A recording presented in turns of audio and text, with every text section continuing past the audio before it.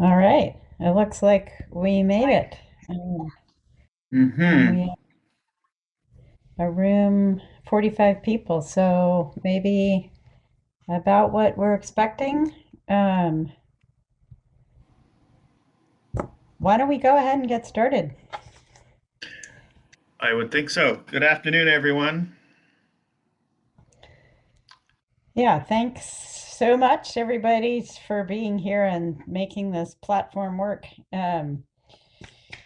We are I think ready to get started. Hopefully, people have seen the agenda. We're going to officially adopt it after we get through just a couple other things, starting with a roll call to make sure we have all of you on our list for voting. We'll also be getting an explanation from the commission staff on how the voting is going to work. But I think right now you'll all have the opportunity to unmute yourself when your name is called and just let us know you're here. And if someone else is representing the group when we call them, you can let us know that as well, and we'll swap out names. So I think we're good to start with roll call. Do you want to go through Canada first, Jim? Sure. Ed, you're going to put the, the spreadsheet up? Yes, I'll do.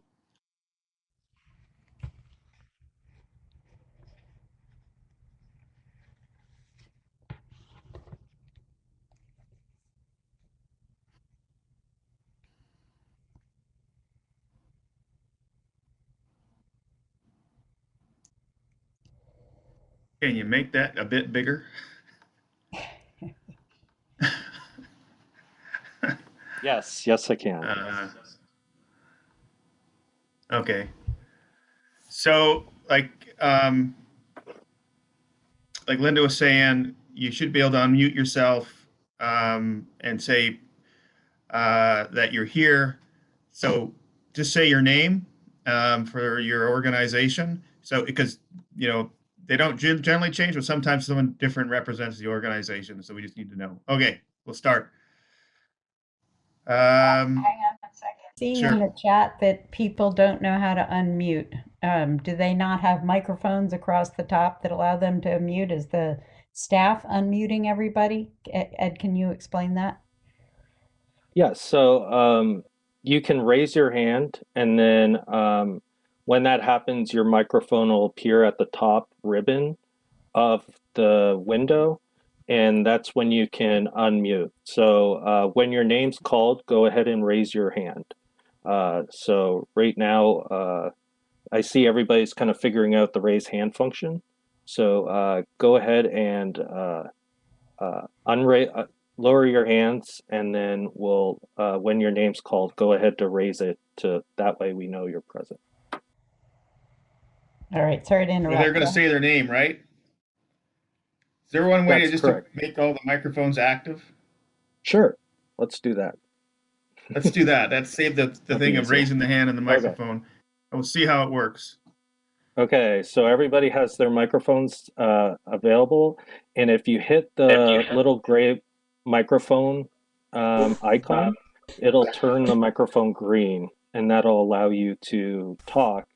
But please make sure to mute when you're not using the microphone.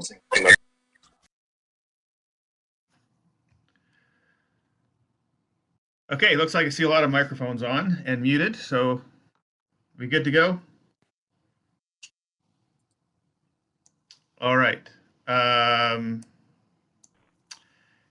Annabelle Halibut Association, Terry Henshaw.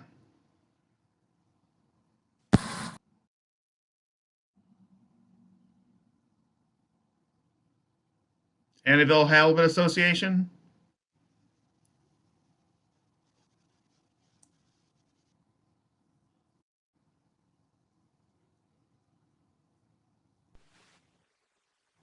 I guess they're not here.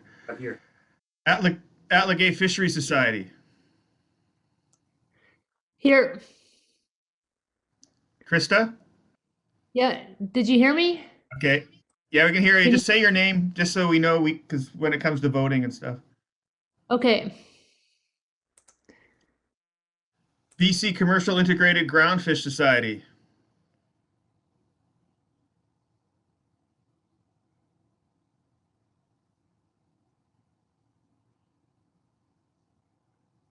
BC Commercial Integrated Groundfish Society.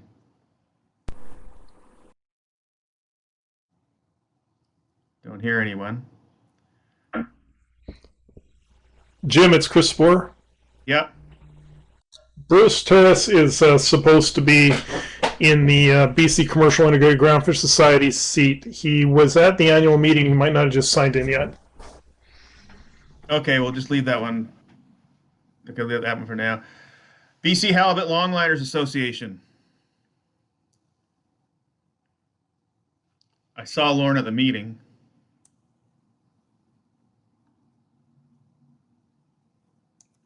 Okay, we'll leave that one blank because I did see him.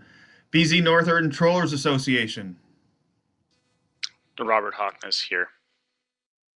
Good, thanks, Robert. BC Tuna Fishermen's Association.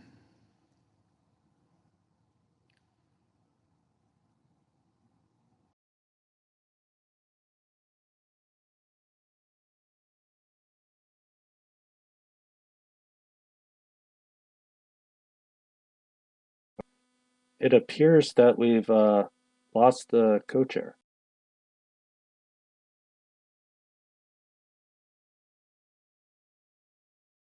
Why don't I try the US side while we figure out how to get Jim back? We'll see if that goes any better. I'm going to call people's names. If we call you, raise your hand. Your mic will be open and just give us your name, okay? I mean, if I call your organization, then give us your name. ADAC Community Development Corporation. Here. Damn. Is it Leighton Lockett? That's correct. Yes. Thanks, Linda. Okay, thanks. Yeah, give us your name when we call your organization. Alaska Charter Association. We have scheduled to take up. Alaska Charter Association. Okay, not getting Jim Martin. Alaska Longline Fishermen's Association. Yeah, this is Dan Falvey. I'm here. Thanks. Alaska Whitefish Trawlers Association. Rebecca Skinner is here. Thank you. APICTA. Angel Drobnica is on.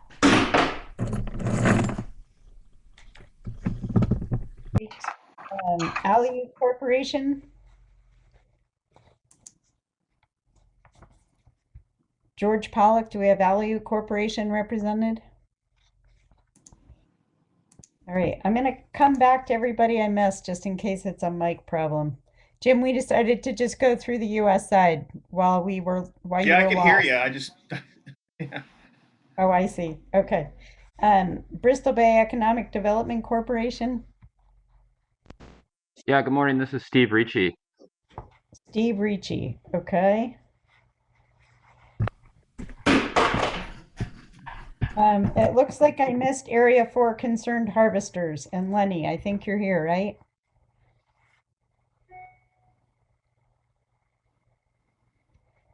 Area 4 Concerned Harvesters, Lenny.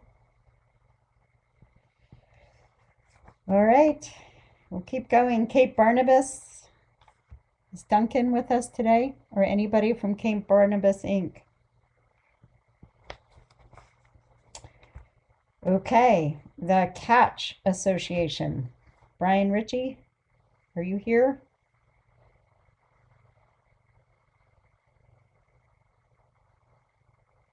Huh. I know a lot of these people have been at the meeting, so they must be missing.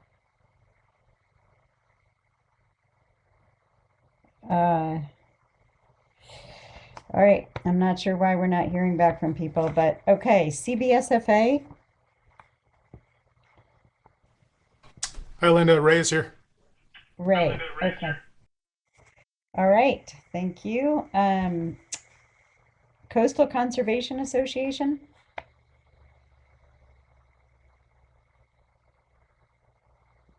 No. And Joel Karahara, I see you saying your mic isn't working. I'm just checking if that started working. If you want to put in the chat that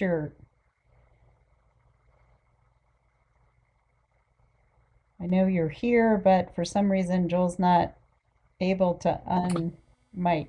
His hand is raised. Okay. All right. So he's here. I don't know why we can't get his mic to work, but maybe the tech team can help him with that. Coastal Villages Regional Fund.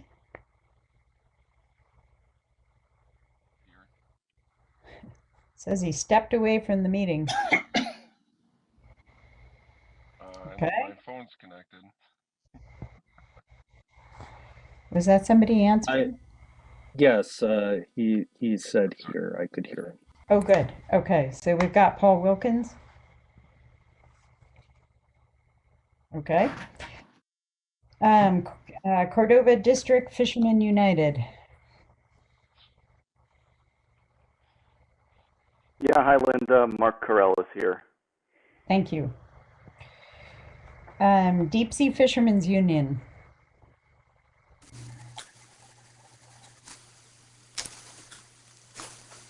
Linda, this is Jim Johnson. Great, thank you. You hear me? It's Cole Bruce. Are we automatic all the time? Linda? Okay, I've got Jim Cole Johnson Bruce. for Deep Sea Fishermen's Union. Linda, can you hear me? Yep, I got you. It's Cole Bruce, Koll Bruce for Deep Sea Fishermen's Union. Oh, sorry. Okay. Okay. Thank you. All right. No, leaving about. Edmonds Veteran Independent Longliners.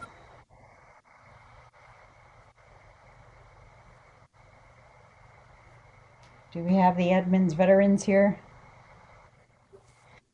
Okay. Yes, you picked me up, Linda. Okay, is that, it sounds like not Paul Clampett.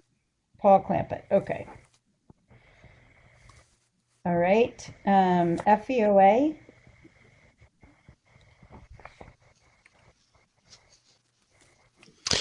Linda, I know Pear's trying to get on. He's here. He's having a hard time connecting. Okay. Thanks for letting us know. I'll just count him as here. Carol Odegaard makes it in there. Got it. Okay, Freezer Longline Coalition. Yeah, Chad C is here. Thanks, Chad. Thanks. Okay, Halibut Coalition.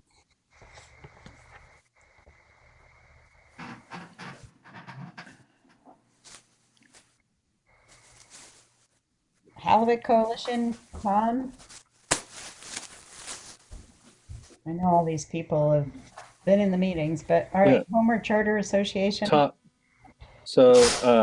is here. His microphone does not seem to be working. Oh, same thing. It's activated. So we got him. Okay, Homer Charter Association.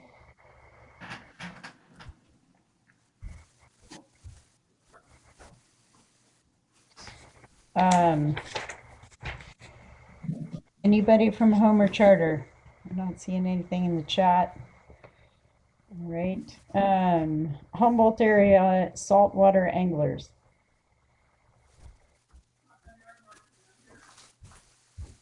No? Okay. Bay Fisheries Association. So, Linda, I'm sorry. Mary Marking has raised her hand. Oh, great. Okay. So she's here. I can't see that. I guess it just doesn't all show up on my screen, but I'm glad you can, Ed. Okay, Kodiak. No, they can't hear you. Raise your hand. Thanks. Kodiak Vessel Owners Association. This is Linda Kozak. Thank you. Cruise Off Fisheries.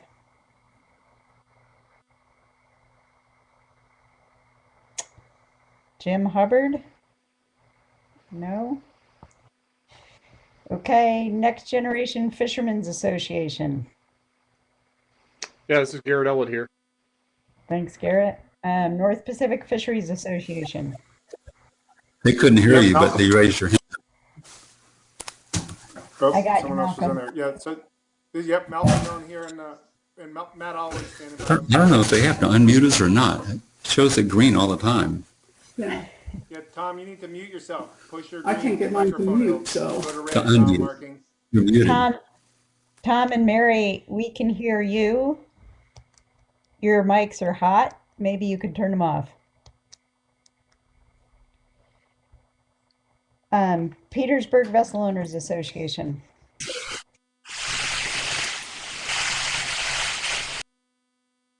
Somebody's underwater. Petersburg Vessel Owners Association. Got ya. Okay. Recreational Fishing Alliance National.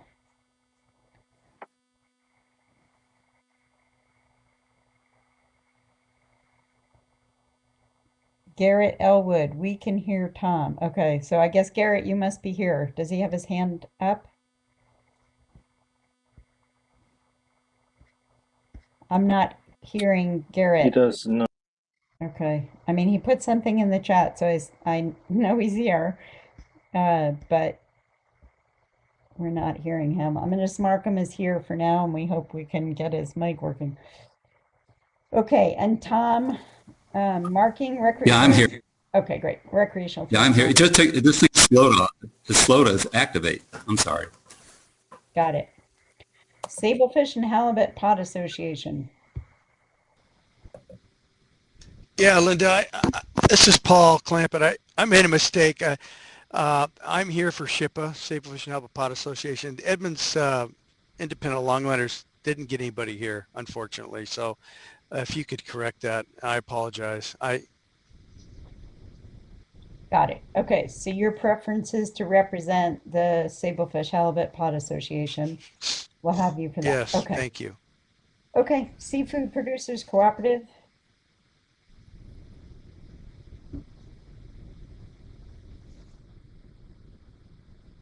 Anything from Carter Hughes? Can anybody see anything? Hand raised? No? Yes, his account's present and he just raised his hand, but we're not getting any audio from you, Mr. Hughes. Wow, seems like a lot of people without audio. Okay, SIFA, Southeast Alaska Fishermen's Alliance. Kathy Hansen here. Awesome. Sitka Halibut and Sablefish Marketing Association.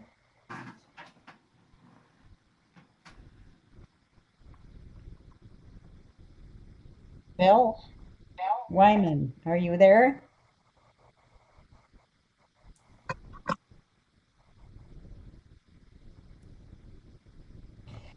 All right, let's keep going. SEGO, Southeast Alaska Guides.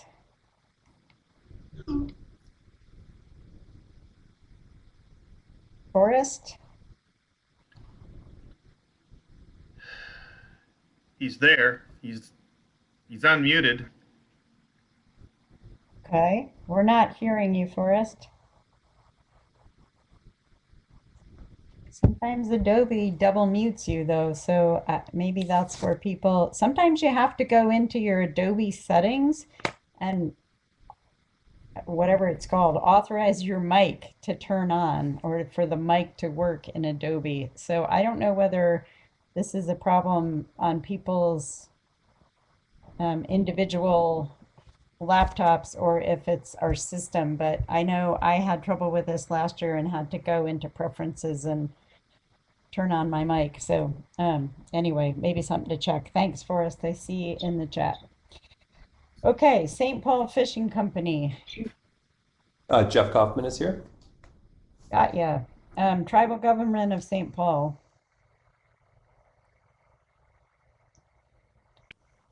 Hi, Linda. Myron's going to fill that seat, but he won't be in until tomorrow. He's traveling today.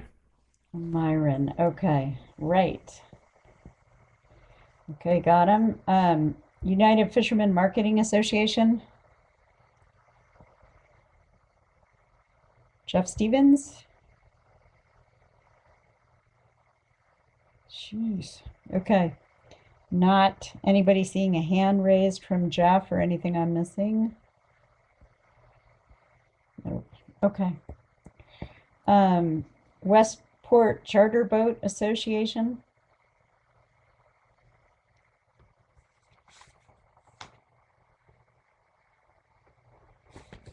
Nobody?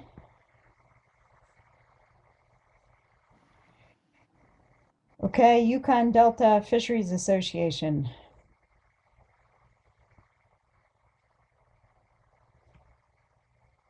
Nobody from Yukon Delta. If you can't talk, but you can type in the chat, please do it. Okay, not getting anybody there. Oh, so I had the Aleut community of St. Paul Island Tribal Government. Oh, I see. We had Myron listed twice. Okay, so we're gonna cross off that last one. Before we go to Canada, there were a whole lot of people I called that didn't answer. If I see Jim Martin maybe is here. No, who do we have? Okay. So Jim Martin is here logged in for ACA. We'll get him. Anybody else that I called that couldn't make their mic work and couldn't let us know we'd called you that should be on the voting list? Oh, it looks like ACDC Leighton Lockett is now here. Or we had you as here, right?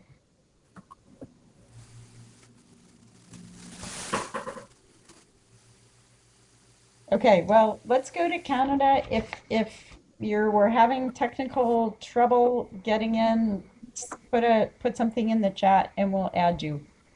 Oh, so Linda, just to mention that Ben Martin of HCA had his hand up. I If see. you want So to confirm from Homer Charter Association. So we have Homer Charter and we have Aleut Corps. Okay. All right. So Linda? Yes. Linda, Tom Birking was here. He had to go to a dentist appointment, but you didn't record him. Who is Tom? RFA. Yeah. RFA. Recreational Fishing Alliance, California. Okay, and he's here now, going to be here later, or? He's going to be here in probably about an hour. Okay, so we'll put him on the voting list. Great. Okay, got it. All right, so. And sorry to interrupt one more time, but Per is here as well. Hey. I saw him. All right, for FVOA. Great. Okay. All right, and we have Cole. Okay, so why don't I turn it over to you, Jim, and people can keep. I see Junior Charter Boat Association now has also joined. So I'll work on updating my list, and I guess Ed, you're probably the one that matters. You're doing the same, and why don't you go ahead and call your side, Jim? Okay. So I don't see Terry anywhere for Annabelle Howlett Association. That's still correct? Jim, it's Chris Spohr. Yep. Terry's got a family matter he's had to deal with here, so he's going to be probably in and out of the meeting. So we might see him, we might not. So do you want to put him in or wait till he shows up? Well, I would put that he's here because he was at the meeting and he may or may not be here for voting. I just don't. Okay. All right, we'll put him in. So is the BC Commercial Integrated Groundfish Society? Bruce, are you logged in?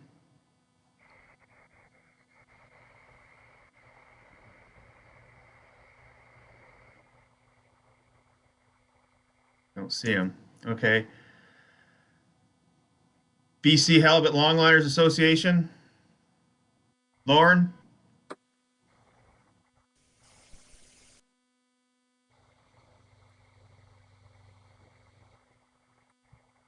No. Okay. BC Tuna Fishermen's Association.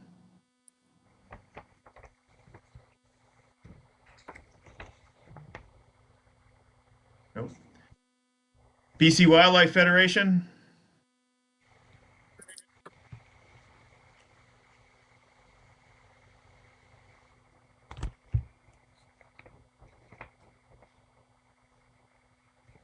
No, okay.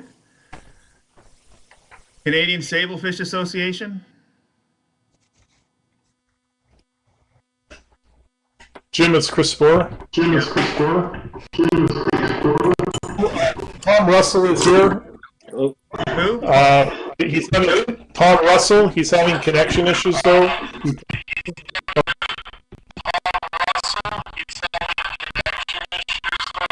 I'm here. Can you hear me?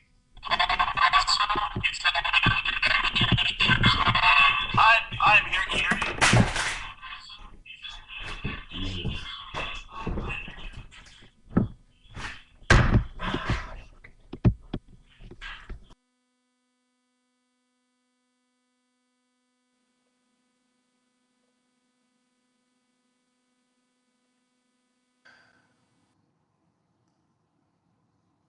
Where are we at? Okay, so BC Wildlife Federation. If you're here, raise your hand. If you can't, unmute.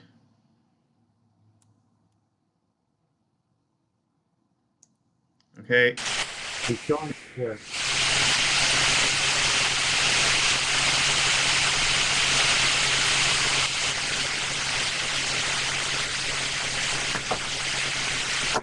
There's too much background static.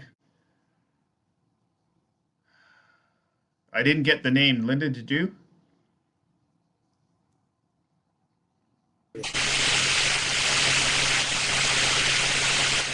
Ted Brookman. Ted Brookman, okay. All right, so Wildlife Federation is here. You may want to log out and log back in. That sometimes helps the connection. Canadian Sablefish Association.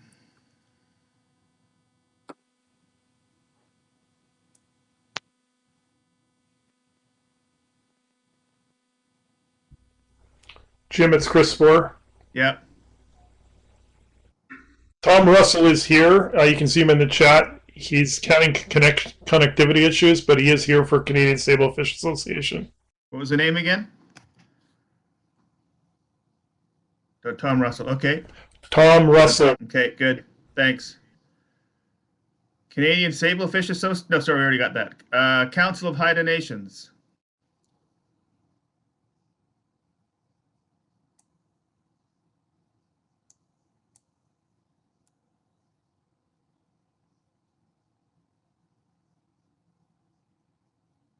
See anyone? Okay. Dididat First Nation. They're not here. Halibut Advisory Board. Dave Boys, I'm here. Hey, Dave. I was wondering where you were going to show up. Hook and Line Groundfish Association. I'm here. That's you, Ken? That's right. Okay, thanks. Island Marine Aquatic Working Group.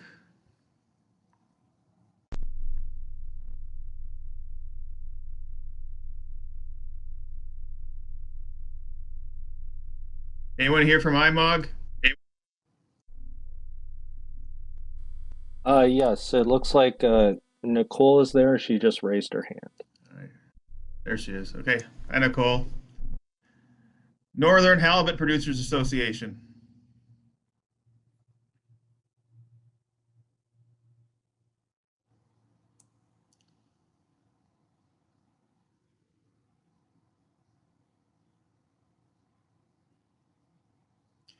Northern Halibut Association. Okay. The Charles Tribal Council. So Cliff is not here. He won't be at the meetings today, this week. He just let me know last night. And the alternate, Daryl Tate, is on leave, so he's not around either.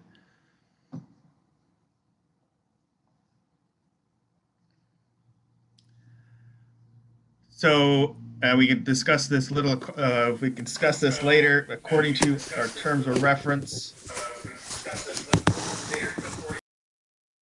I think that myself as the chair can vote for the tribal council as I'm a member of the tribal council, but we'll confirm that once we go through voting and recheck the terms of reference. Okay.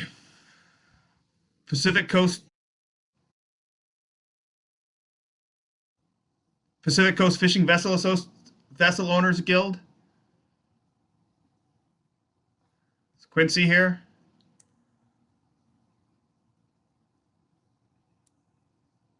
I don't see him. Pacific Halibut Management Association. Okay, Chris, you're here. Sports Fishing Advisory Board, Maine.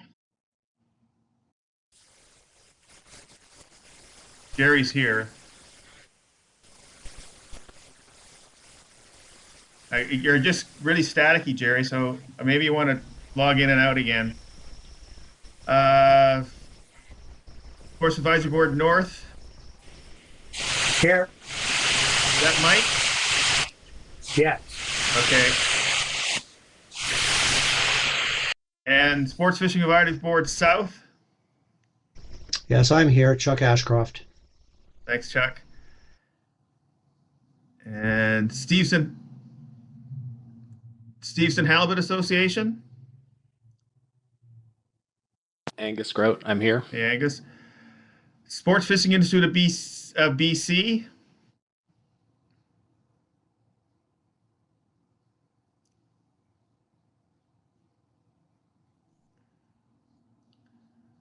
I saw Martin Pace around, but okay. Vancouver Island Anglers Coalition. Chris, is that you? I saw you logged in earlier. So where are you?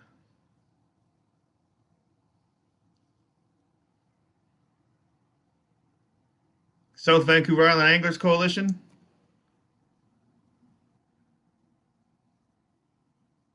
He was here earlier, but I don't see him now. Okay.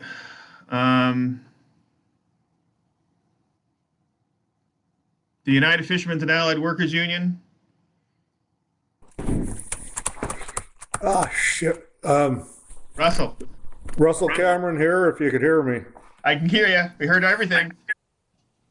Oh, sorry. Vancouver Island Longline Association. Yeah, I'm here. Thanks, Jim. Thanks, Lyle. West Coast Fishing Guide Association. Derek Crufting will be representing and taking Pat Ahern's place. Okay. So just before we go, so I know they were here earlier. So the South Vancouver Island Anglers Coalition.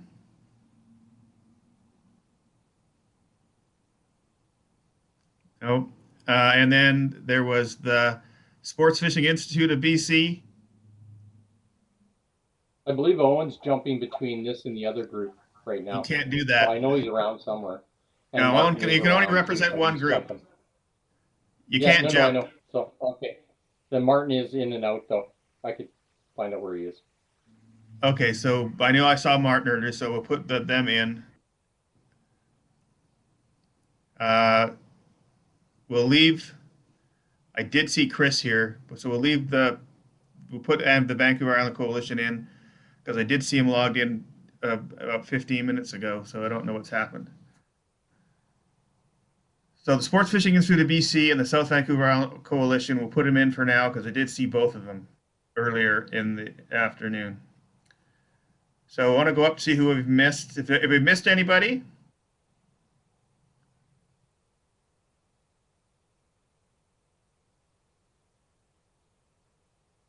You know, and I saw Lauren at the meetings, but I guess he's not logged in here.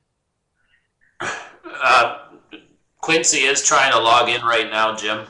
Okay, which one is Quincy again? Which organization? Oh, Pacific Coast Fishing Vessels Association. Okay. hopefully people can get their connection issues dealt with.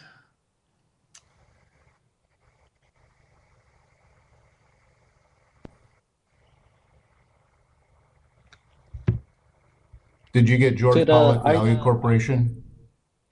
I think we did. So I think on the U.S. side, Thank you. we've added Aleut Corporation, George Pollock. We should also have Kevin Burkfield for Juneau Charter Boat. Do you have that, Ed? You get Juneau Charter Boat in there. And then Tom Gemmel, Halibut Coalition is on, just couldn't respond. And Ryan Ritchie is on and is representing Catch, which we called and is on the list, but we didn't get a response from. So we should make sure we've added all of those. And I am not sure. So Tom Marking is representing Recreational Fishing Alliance California.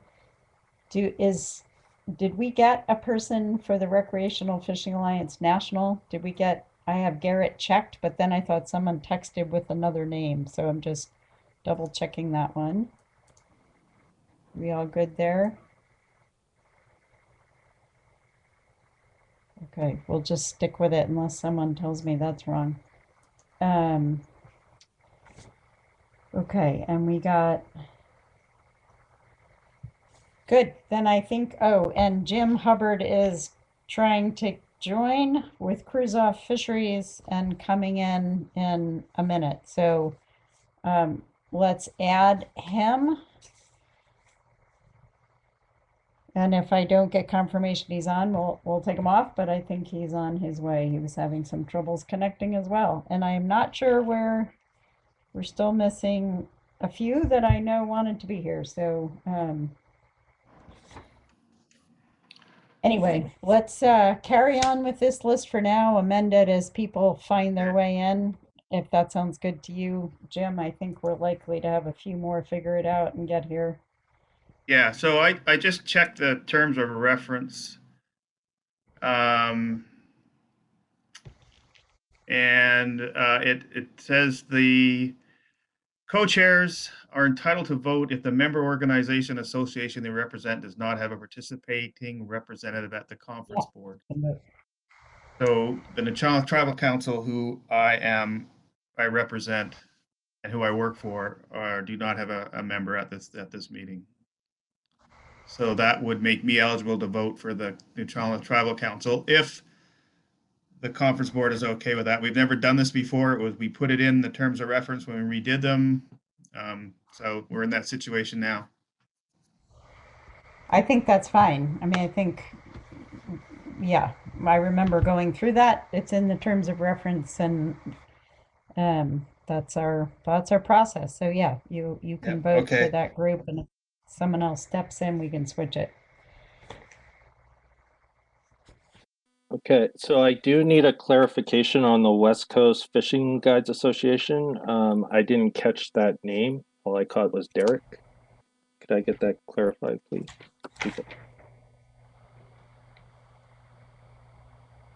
Derek, are you available?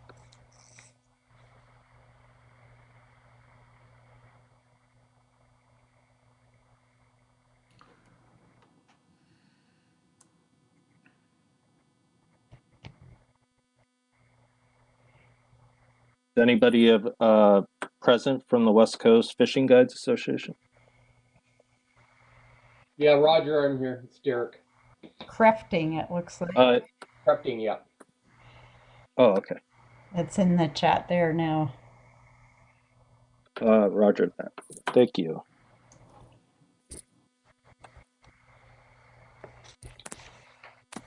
All right. So that was a little rough, but well, I'm sure we'll be adding people and correcting once we get, but the first vote we do is to approve the agenda, so it's not a deal breaker. And if people don't have a chance to vote that are in the room, we'll try and straighten out the list at that point before we get into anything more meaty and controversial.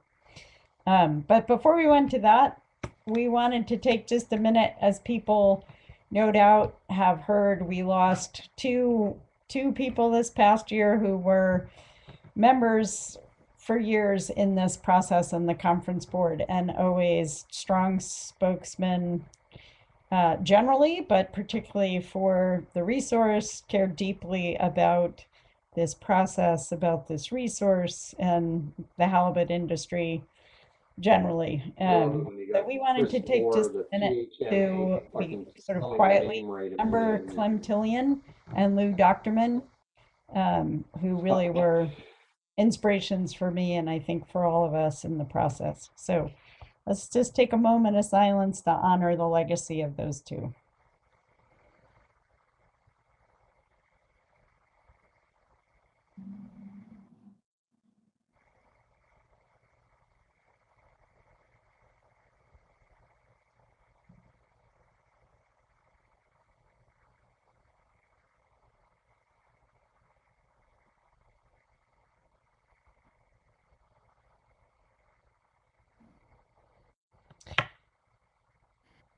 Okay. Thank you, Linda. Thanks for that. All right. Well, so the next on our agenda is to have Ed give everybody a lesson on how the voting is going to work, because it's different from last year. I do see now, Ed, just as you get going with that Jeff Stevens has come in for United Fishermen's Marketing Association on the US side, so we could add him. And then Ed, I'll turn it over to you to explain to everybody, and listen up because it is a new system different from last year. Go ahead, Ed. Greetings, everybody. For this year, we're going to use an election system, voting system, to try to expedite this process here. So to do so, we're going to be sending you an email soon with an access code and a password that will be yours for your organization to vote.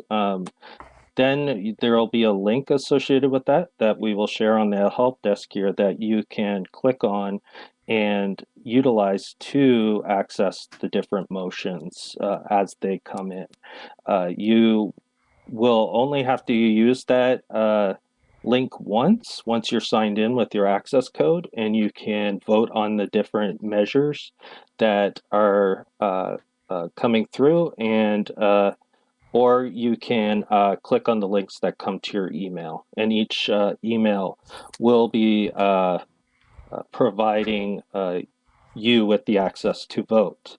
The big thing we need from everybody that are on the list, if your email was not available on that list, or if your email's incorrect, if you could message the help desk so we can update that real quick. I will share the screen again and show the list.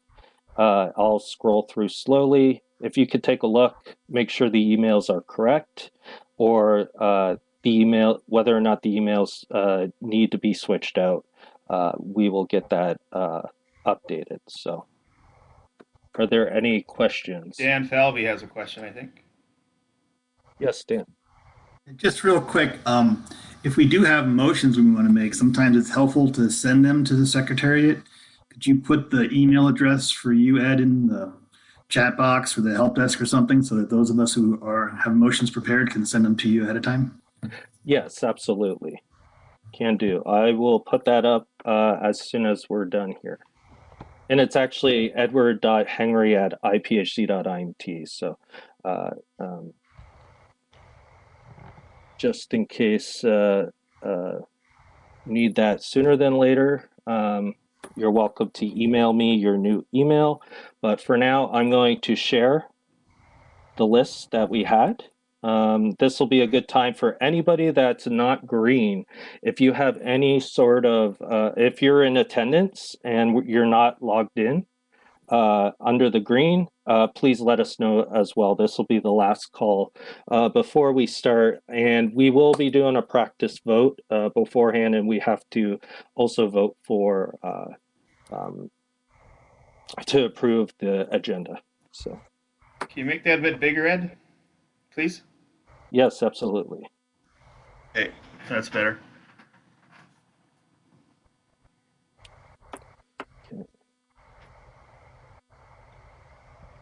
So do you want to do that practice vote now? Just give I people. will need a couple minutes just to process the software here. So I will need a little bit of time before I can do that vote. But Okay. once I get everybody's emails confirmed in that, it should be pretty quick. Okay, well, We could maybe, go ahead, Jim. we could go over the agenda, Yeah. and just and then have it ready for whether adoption. That sounds perfect. Okay, so hopefully people have found a copy, and we'll also give people a minute. I know there's a few people still trying to find the conference board link. So there'll be more coming in. But so I guess our intent today with the agenda, and we're going to look for any of you who might have suggestions for changes or things to add to it before we vote on this. But we'll get some presentations from staff. We have Ian coming in, Ian on mortality limits and TCY, Alan on the MSE update, and Dr. Hutnika on this incredible economic assessment that she's been working on. So it'll be probably similar to what was presented at the commissioner meeting, but this is a chance for people to ask questions that didn't feel like they really had that opportunity in the other room. Then I'm hoping today we can also get to the fishing periods and maybe even vote on what the start and end dates might be. We don't intend to get into mortality limits at least as far as voting this afternoon. If we have time, we can have a discussion, but we're not off to a flying start here, so that may not happen. You can see everything else probably listed there, where we'll have people come through and walk us through the regulatory proposals, looking for someone on each of them to make a motion if you want to see it move ahead, or we don't take them up. So be thinking about that. Let's see. Incidental bycatch, I guess we did have a short presentation today from the chair, Commissioner Merrill, on the progress made by the US side. We can talk about that more if people are looking for more updates on that or anything else relative to bycatch from from anybody on the conference board. Under other business, we had hoped to have a little discussion about the policy to replace the interim policy, harvest policy, so sort of the longer term harvest policy for the commission, and if we have agreement, we can make some recommendations on that for the commissioners. And then the painful part where we review what we said we did and get your approval of it all. So that's the agenda and what we're thinking under each of these. Open to any suggestions from people. I guess what we would look for you to do is put your hand up if you would like to speak to anything on here. I can't see all the hands, but I'll try to scroll through or count on someone on staff to let me know, or you can put something in the chat if we're not seeing you and you want to speak. Anything you want to add to that, Jim? No, it's good. I can't see any hands up right at the moment. Just a reminder that agenda item 9 is we have been doing that on the Thursday morning before we talk to the commissioners in the afternoon. Wednesday's usually a pretty long day. So that's kind of the time frame. And, if everyone is if we get all this done and everything, the report's done by Wednesday afternoon, which I've never seen happen in my 27 years here, we could maybe try to do it Wednesday afternoon, but it'll be Thursday morning. And hopefully everyone still can participate in that, because I think it's a much better process by having the whole conference board review the report and put in the inputs before we actually present it to the commissioners. So with that. So I'm getting text from 2 people, Ed, and I don't know if we have I think we have other staff support. So both Phil Wyman and Jim Hubbard are not able to, they need the link resent and they need to try again to connect. I can probably put their emails in the chat if that would be helpful if you don't have those. But if there's a way to send those out, make it easier for people to help people, or if there's a trouble phone number I can share with people to call you to get help getting in here, that would be great. Let me know what I should be doing to help people. Okay, I see that Linda Kozak raised her hand, so why don't you go ahead, Linda? Thank you very much. Yeah, I tried to raise my hand and it kept just quitting. And after about 5 seconds, it went away. So maybe no one wants to let me talk. But I wanted to make sure that somewhere, and you may have mentioned it, that we would be able to have a discussion on the staff proposal to possibly do surveys on multi-year rather than every year. And so I think it'd be important for the conference board to weigh in on that proposal. I don't think it's right now a proposal. I think it's just in discussion phase right now. But if you want to do that, they haven't made any decisions on that. I think they're just talking about it. But yeah, because it's not in the staff proposals listed. Is it in? I didn't see it. Well, and thank you for clarifying that, but because it was brought up a couple of times, it might behoove the conference board just to weigh in. No, I don't disagree. Sure. I mean, I think what Alan tried to clarify is there would not be a stock assessment, but they still would do the fishery independent setline survey. But maybe it's worth noting that people have some questions on that. Maybe when we have Alan come in to do, well, maybe Ian or Alan, either of them, I think, could answer questions. So maybe today when we have staff in to give those presentations, we can get clarified what the idea is and where it is in the process, and have an opportunity after we complete those reports. So after 3.3, if the conference board wants to weigh in, with an opportunity for that. Does that sound good? Thank you. That makes sense. Okay.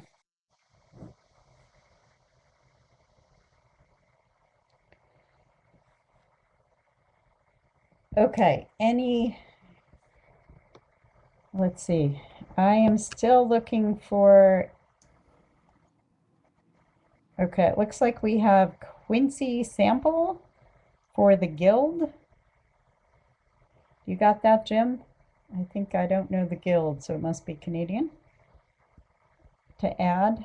Yeah. And we've got Brian's got his email there for hopefully PVOA. We've got everybody getting us their emails. And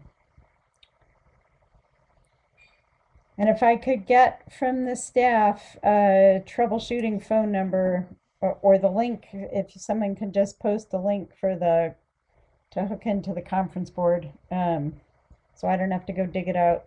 I'll send it out to the people who are still having trouble.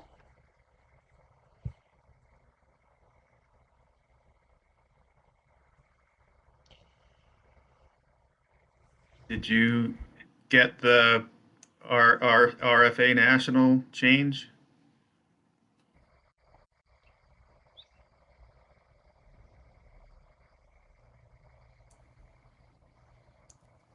So I think for the adoption of the agenda, I'm going to need a little time for processing the votes. So we'll need to utilize that voting system for the motions when those become available. So for the adoption of the agenda, is that something you could do where if anybody's opposed, does that work, or will you need a show of hands?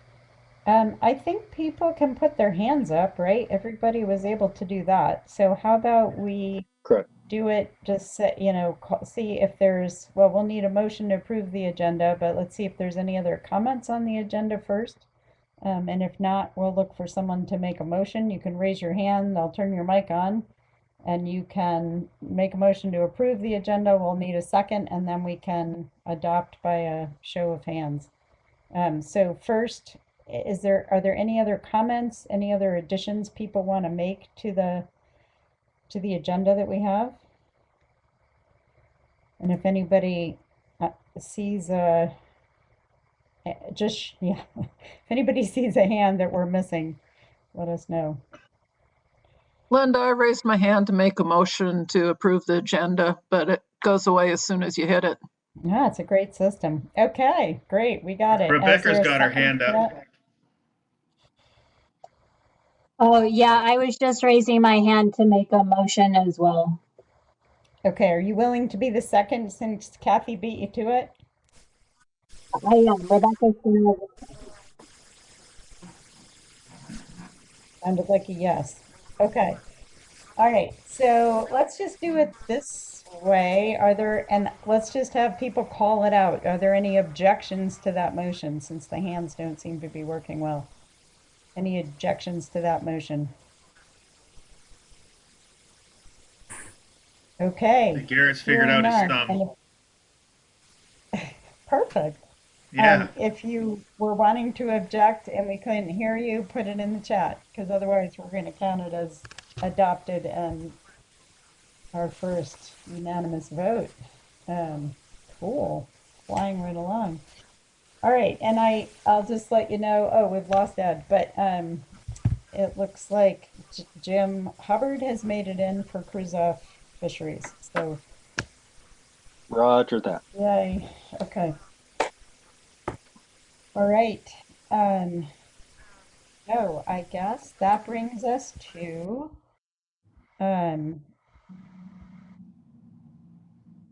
we're ready for informational sessions, and mortality limits TCY are first. Is Ian available to jump into that?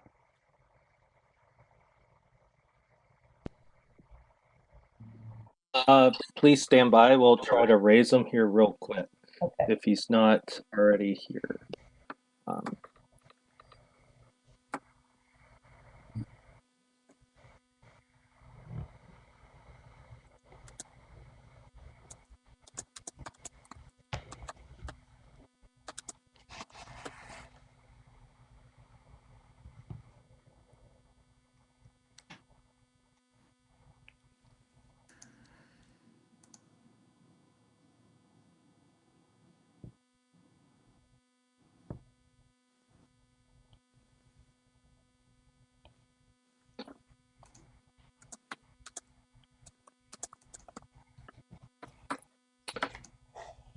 Okay, and Linda and Jim, Colin Jones now has his tech all up and running, so I'm gonna hand it off to him to communicate with you all, and I'll step back and work on the voting system. It should be up and running here in a little bit. Okay, thanks, Ed, and thanks, Colin. And maybe just we'll give everybody like a 5-minute stand down while you round up Ian. Does that sound like enough time? Yes, I have a confirmation that he's on his way. So as long as it takes him to jog on over. Okay. All right, maybe we don't need the stand down yet.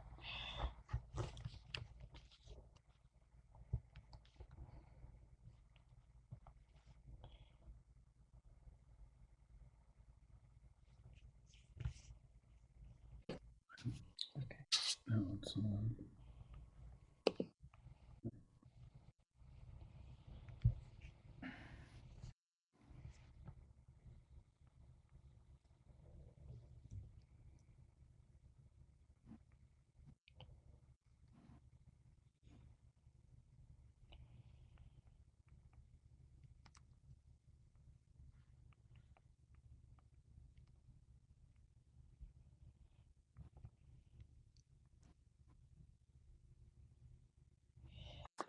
Hi, chairs. This is Colin. Can you hear me? Yep. I can. Ian's just about ready. I just have a quick favor to ask. In the attendees list, If you could scroll down to the bottom to the names that don't have a number identified to them, and just verify to us whether or not we're missing any names that potentially are associated with a group with the Canada or the USA. We just want to make sure that everybody that is potentially voting is identified to do that. Thanks. So do you mean where it says, say, CVRF Paul, Tom Russell, those names? Or am I in the right place? Yeah, just the names that don't have a number in front of them and an organization identifier. If you could just scroll through those names Oh, okay, just to there's quite see a if we're few. missing. Okay, Aaron Brooks, it says I know. is a guest, so I'm assuming is not voting. Do we want to start? Yeah, okay. Anne Marie Hong. She's DFO. She's not voting. Okay. Craig Evans, I think guest because is Megan voting for PVOA? Is that right? And I think, okay, great. Ian wasn't planning to vote. He just disappeared. Jeff Stevens is voting. So he should get moved Yes. up in the for UFMA. And I guessed so he is voting for United Fishermen's Marketing Association. Thank you. Do you need an email for Jeff, Colin, or what do you need to get him set up for voting? We can verify again on the list. Ed can maybe verify once he's ready, just to make sure that he's on the list. Yeah. Okay, great. All right, Jennifer Hagan says guest. Joel Karahara, I think you are voting for somebody. Who do we have Joel voting for?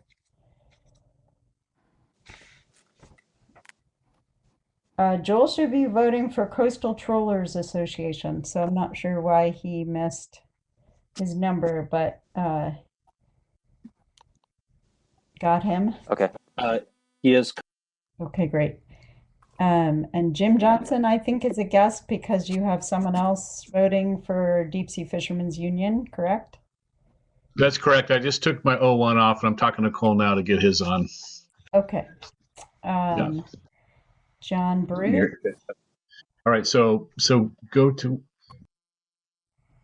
There you go. John Bruce, we have as a guest, and I think that's correct. Kevin Burkfield is voting for the Juneau Charter Boat Association. What about Jennifer Hagan? Did I miss? Oh, it's jumping around. Jennifer Hagan. I don't know Jennifer Hagan. Neither do I. Possibly a guest. Okay. Not a name that was called out, but Kevin Burkfield should be voting for Juneau Charter Boat Association. Thank you. Oh, how did Malcolm Milne get mixed? So he's voting for North Pacific Fisheries Association. Martin Pace should be Malcolm. Malcolm, you have two accounts. Can you raise your hand so we know which is the correct account?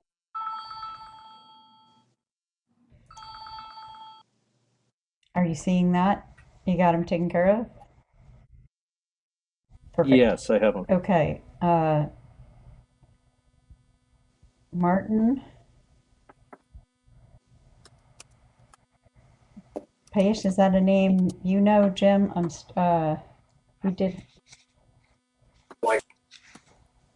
Jim, I'm here. It's Martin Pace here. I'm here. I'm just attending as an observer.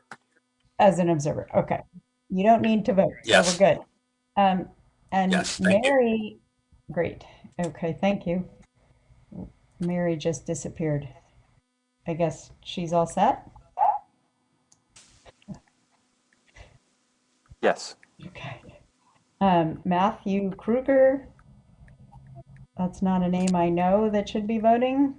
So shout out if you should be. Otherwise, we'll consider you a welcome guest. Monica Tom, guest. Nicole Fredrickson. She's IMOG. She should be voting, unless they have a different representative. I didn't see one. Okay. Nicole?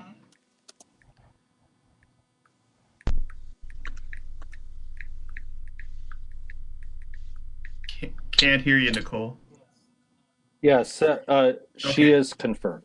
She just has some mic. Nicole Okay. Fredrickson. I think she's Okay. Canada. Got it. Paul Wilkins. Is that someone that should be voting? Yeah, hi. Can you hear me? Yes. Sorry, I was on the phone to begin the meeting, and then I had to switch to the computer account, so it kicked me out of the I think Ed already got it. Great, thank We're you. getting bleed in from staff right now. Someone's got a hot mic. So Paul, who are you representing? Coastal Villages Region Fund, CVRF. I started the meeting on a cell phone, and so when I switched over to the computer, it gave me a different designation. Okay. Coastal Villages. So we had you, okay. All set. It looks like you've been taken care of. They're quick. Okay, so Phil Wyman was having trouble getting in. He's in here now. He is voting for Sitka Halibut and Sablefish Marketing Association. So he should be voting. Do you need an email for Phil?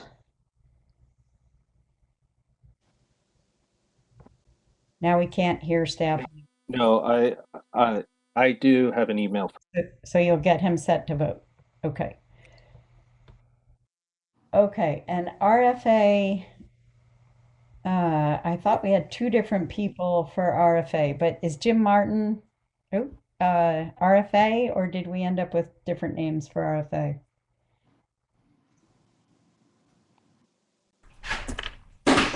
We had RFA National and RFA California. Yeah, so RFA National. I saw in the thing that Garrett. the guy for National is logged in now. Oops. Okay, so we have Garrett Lambert for RFA National, and we have Tom Marking for RFA California. And whoever tried to come in, oh, Garrett's texting us. Okay, so you want Jim to be voting for RFA National, not Garrett. Is that right, Garrett? Looks like it in the chat. Okay, so switch that over.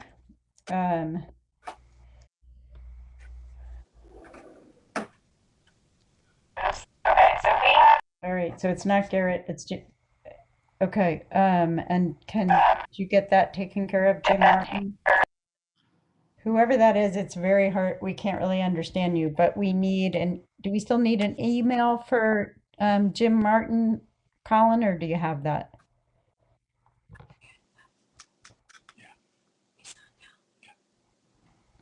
Ed, can you confirm if we need an email?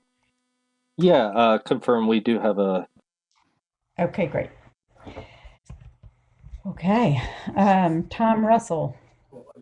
Did he be voting? So it looks like Tom's the account that's having some difficulties. You're coming in.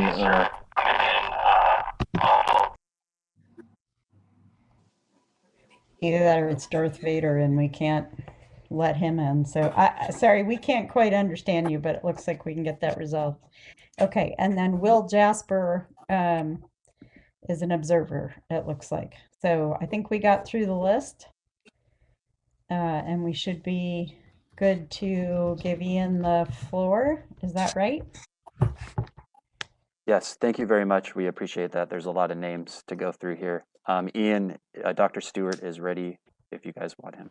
Great. Yeah, thanks. And sorry to not be more formal, Dr. Stewart. And I guess, so just so you know, people are having a lot of trouble with the hand raise function. So I guess if people have questions, try raising your hand. If that doesn't work, just put in the chat you'd like to ask a question so that we know you want to be recognized, and we'll let Ian go through his presentation, and then we'll give people a chance to ask questions. All right, over to you.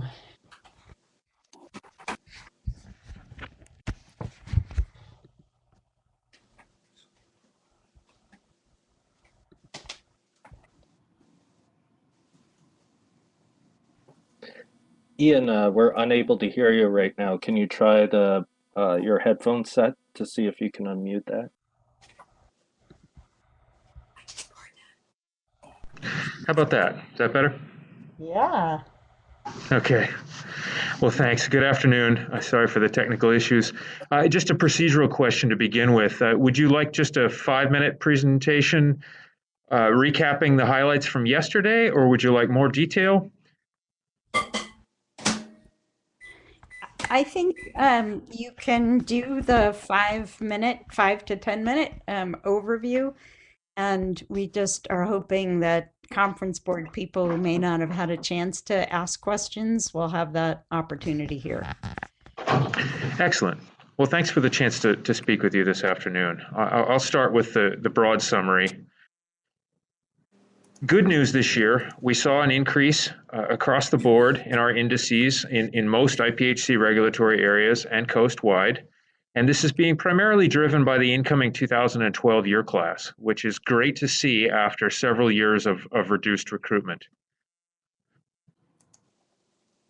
Uh-oh, I'm getting the same problem I had the other day, but you'll have to bear with me. Not forwarding my own slides. Okay. We are seeing a change in the stock distribution trending back toward biological region 3 after a decade of decline in that area. It is commensurate with declines in the stock distribution in region 2 and region 4. The recent spawning biomass is now estimated to be essentially flat over the last several years, which is also good news. And it's projected to stay at nearly that level under an F43 level of fishing intensity. So this is the first time in several years we've seen projections that are pretty close to consistent with our interim management procedure using an F43 level of fishing intensity. The important uncertainty this year is with regard to this incoming 2012 year class. We have now seen these fish at age 9 and for a couple of years leading up to this. But even though they are now entering the commercial fishery, they were present both in the fishery and in the survey data in large abundance this year in 2021. We will be waiting for these fish to continue to mature and grow over the next 3 years. And so the largest source of uncertainty really is whether they will stick to the schedule for maturation that we estimate has been the case in recent years, and whether they will continue to grow at the same rate. So essentially, we are just right at the leading edge of these fish in terms of their availability to the fishery. And nonetheless, we'll be relying heavily on them over the next several years as they're going to go from approximately 19 to over 50% mature over the next 3 years. I think I will skip a few slides here to this one and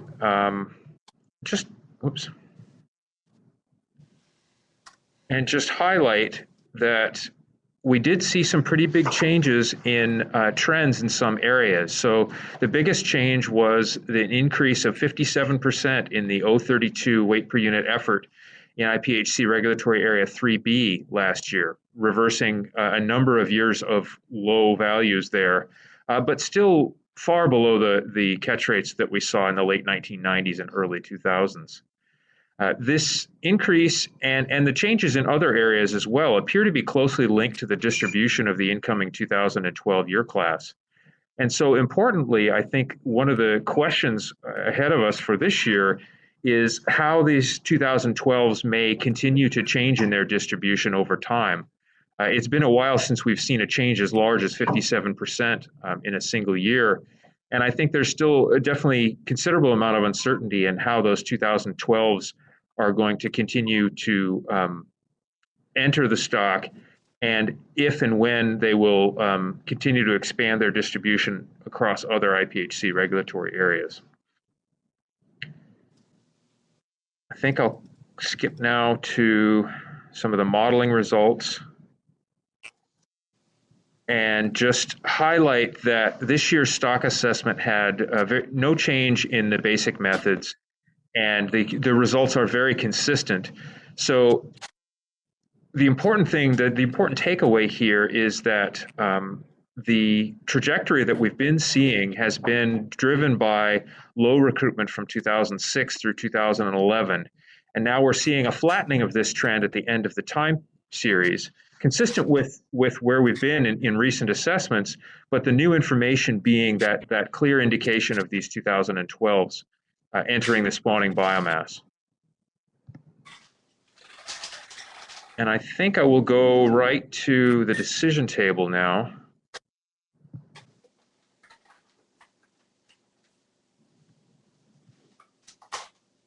Actually, sorry, one more slide. I would like to highlight here in the decision table that a couple things. The first is that the 3-year surplus is the level that would be estimated to lead in no more than a 50% chance of the stock being below where we are now at the end of 3 years' time. And importantly, that 3-year surplus is estimated to correspond to a TCEY in the first year of 38 million pounds, meaning we're very close, the stock productivity is very close to the amount of yield that we've been taking out of the stock for the last several years, and only about 2 million pounds short of the reference level. So the fact that the F43 reference level is slightly larger than the 3-year surplus does indicate that we would expect to see a decline in the stock over the next 3 years if we continue to fish at an F43%, but that decline would be relatively small. And you can see that in this table, in this section I have highlighted here now, that the probability of decline in the first year is 59%, but the probability that that decline will be at least 5% is only 25%. So that gives you an idea of how flat this trajectory is moving forward.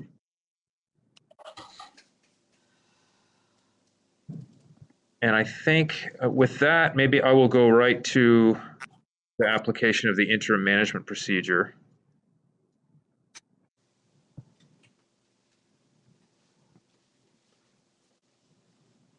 And I want to just highlight here one more time. I realize that the IPHC's current management procedure is fairly complex. It certainly speaks to potential goal in the long run to come up with a more simple and more transparent approach to setting limits that doesn't take for several slides to explain at each annual meeting. But to recap here, we begin with the 032 stock distribution. We apply the same relative harvest rates that we've used for a number of years, higher on the east side of the stock and lower on the west side of the stock. And the combination of those two inputs provides us with a distribution for the TCEY, again, slightly higher on the east side of the stock than the stock distribution itself. Then the two adjustments that are made first are the TCEY of 1.65 million pounds for regulatory area 2A, and the formulaic calculation for 2B, which is a weighted average of 20%, and in this case, the 13.4% that's coming out of the baseline calculation. Then subsequent to that, we solve for the coastwide TCEY that meets the overall reference level of fishing intensity of F43%, which this year is 41.22 million pounds. And from that and the initial adjustments, I can then calculate the distribution of the TCEY across all of the rest of the IPHC regulatory areas, also accommodating the accounting, the 50% accounting of U26, the effective U26 non-directed discards in Alaska. And so that results in the bottom row here, which is the reference level TCEY distribution projected forward for 2022. And I think with that, maybe I'll leave that as the broad summary, and then I'm happy to go into more detail on anything I touched on in the meeting or other topics as you'd like to hear them.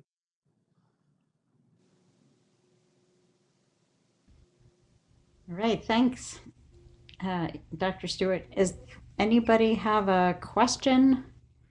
I guess I would invite people to just jump in if the hand raise function's not working well. Linda, this is Forrest. Can you hear me?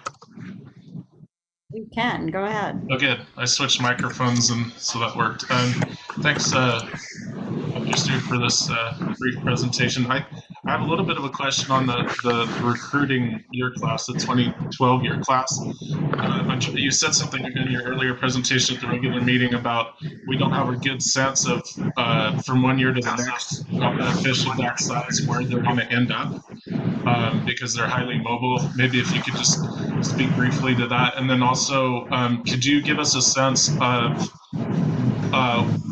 what it would be like to harvest, X amount of pounds of fish in that size class, maybe that year class versus the sort of an average selectivity by a regulatory area? Like, I know there's a spawning potential ratio factor or something in there, so just maybe speak to how we should look at this young year class and maybe how we should approach it, if you could. Thanks. Yeah, thanks for the questions, Forrest. I guess I'll begin with the first one with regard to distribution.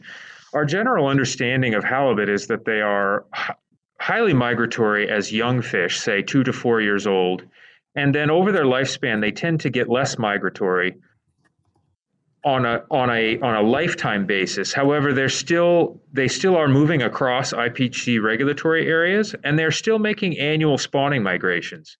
And so the combination of those two things means that even for older fish, we can expect some probability of them being encountered by the fishery, particularly in recent years with the fishery extending from March into November and even December this last year. We can expect that those fish are available to fisheries in at least adjacent, if not several other IPHC regulatory areas within the calendar year.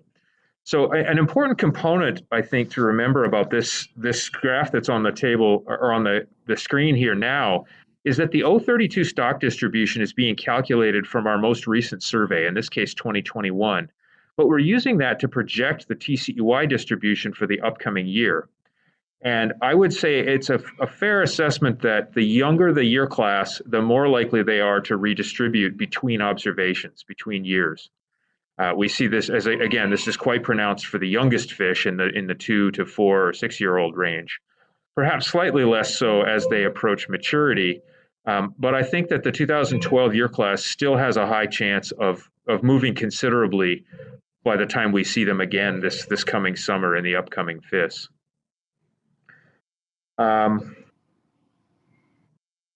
sorry, Forrest. I lost your second question there. I'm going to have to ask you to repeat it. That's good, because I actually have Madam Chair, if I might, I do have a quick just follow-up on that explanation, and that's that in your experience, you said that the stock these new year classes tend to show up on the periphery and then move to the central Gulf more. And I guess part of my question was like, would we expect that in, see that in a year or 2 years or 3 years? And then my additional question was how we might, what it would be like to, if we harvested on all that year class versus more average selectivity because of the spawning potential ratio. Thanks. Yes, thanks for that. And I appreciate the reminder there. So with regard to the distribution of the year class, we do, over time, we have seen cohorts that seem to fill in from the east and the west back toward the center of the stock.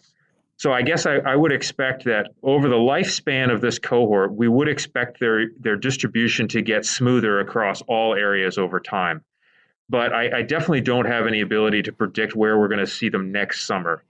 I think it's quite possible that this particular cohort is still in the period of higher movement rates, and we don't have any way to predict their specific distribution in an upcoming year.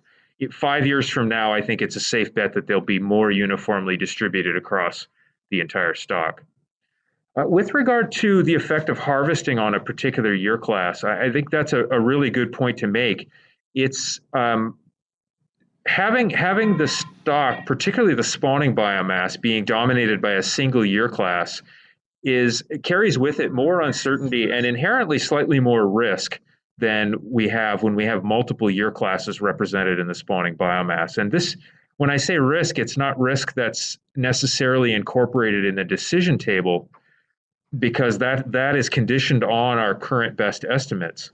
But as I mentioned, if there's a difference in the maturity schedule of this particular year class or some other biological aspect of these fish that may take us several years to detect, that we are essentially putting all of our eggs in one basket here in the next several years. And so I do think it's worth noting that there is some risk associated with harvesting on a single year class that isn't well quantified in the rest of the analyses. We do account for the fact that these fish are younger in the spawning potential ratio calculation. So the F43 calculation does account for the fact that these fish were 9 years old last year and they'll be 10 years old moving into the fishery in 2022. So that part of the story is included, but I do think that there are some components there that are worth considering that are not necessarily part of the standard calculations. Thank you. Appreciate it.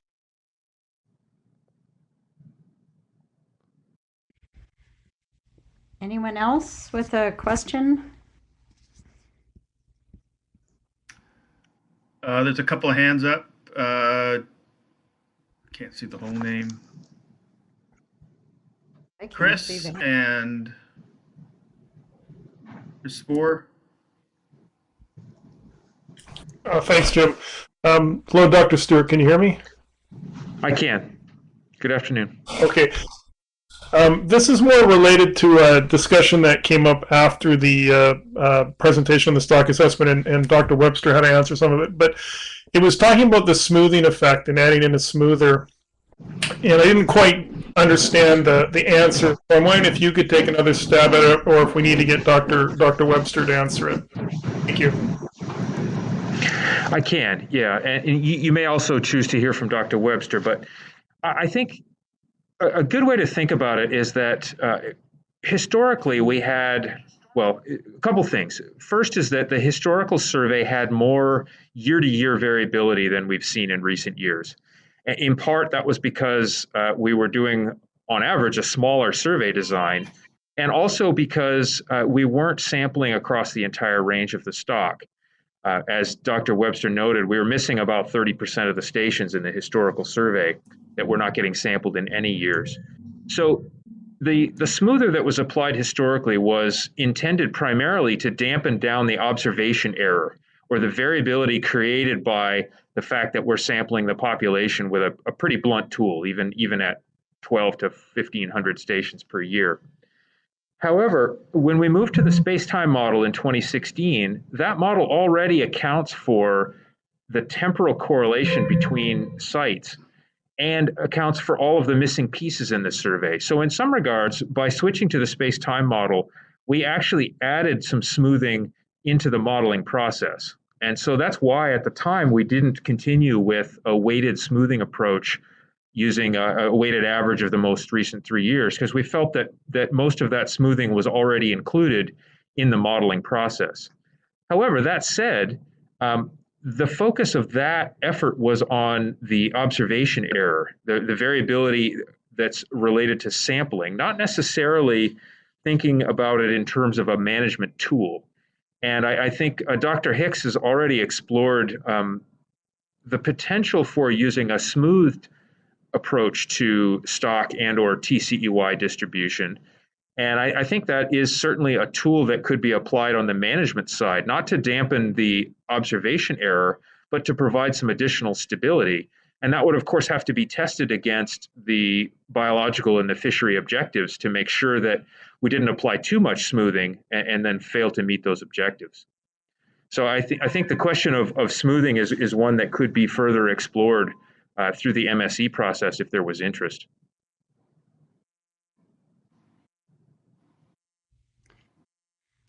Thanks for that. Thanks. Malcolm?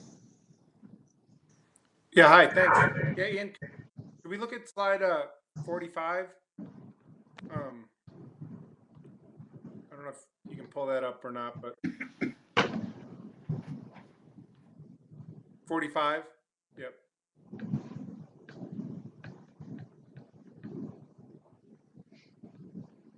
Okay, and maybe forward you had highlighted that the 50% on the 3-year surplus. So, I mean, I was just curious. So So if that's the fishing intensity that would allow us to basically keep the spawning biomass the same over a 3-year period, the most likely a 50-50 chance, why wouldn't that be the reference level or the SPR that we'd fish at, as opposed to a more aggressive fishing intensity? Yeah, thanks for the question, Malcolm. It's a good one, and it comes up frequently. And it's really a question of what does the fishing intensity, what does the reference fishing intensity correspond to? And the reference level of fishing intensity corresponds to a rate of removal that we have found through simulation testing through the MSE to be sustainable over the long term. And so what that means is that we can continue to apply that same rate, or drawing that amount of fishing intensity throughout the stock's fluctuation. So as the stock goes up, we would be harvesting more, but we would be harvesting at the same rate. And as the stock goes down, we'd be harvesting less, but we'd be harvesting at that same rate of fishing intensity of F43%. Importantly, that F43% wouldn't necessarily stabilize the stock at any particular level of biomass. So depending on where the stock is and which year classes are in the pipe, the stock may actually be going up or down while fishing at that level, that reference level of fishing intensity. The 3-year surplus is intended, it's a calculation intended to provide you with a little bit more information, exactly as you've noted. What it will do is it gives us a measure of, well, okay, if we wanted to stabilize the stock where it is right now, what would we have to do to get there from here? And in recent years, we've seen that 3-year surplus has been actually quite low. It's been down in the 20 to 25 million pound range during this period when we had the bulk of the spawning biomass being dominated by this gap in recruitment from 2006 to 2011. This year, for the first time, we're seeing that number come up for the 3-year surplus to 38 million pounds of TCEY at the coast-wide level.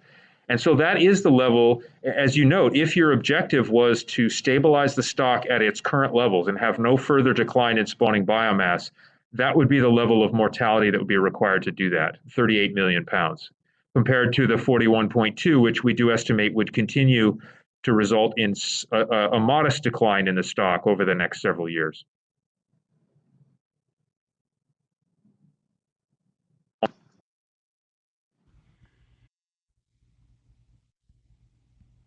Thanks for that. Let's see. Malcolm, did you have a follow-up question? Or? Oh, yeah, sorry, I was trying to get back in there. Well, yeah, I'm not trying to belabor it either, but if we could look at slide 34, it was notable in your summary that we had a 17% decline in the spawning biomass over the last 3 years. Found that notable. When we looked at the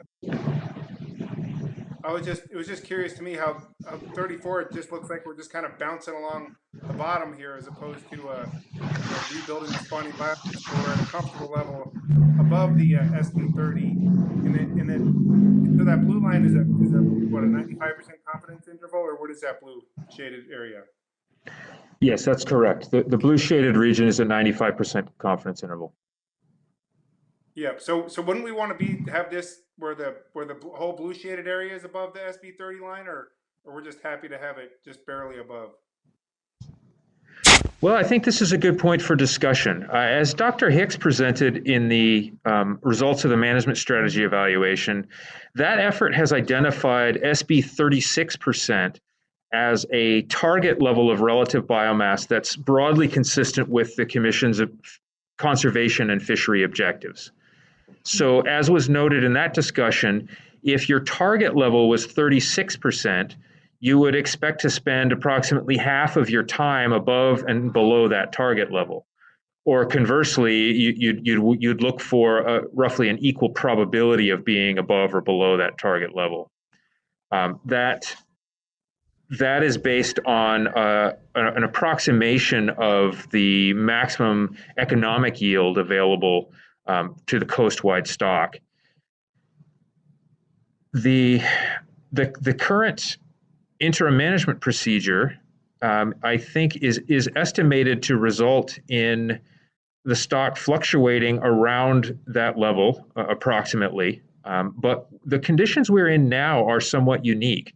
We have had a period of low recruitment from 2006 to 2011 that is somewhat unprecedented. I guess I would, maybe I'll go back a couple slides here just to emphasize that this period, and here I've highlighted with the red circle the last 6 years of recruitment, and you can look back over the time series and see it's been a long time since we've had 6 low recruitments in a row of that magnitude.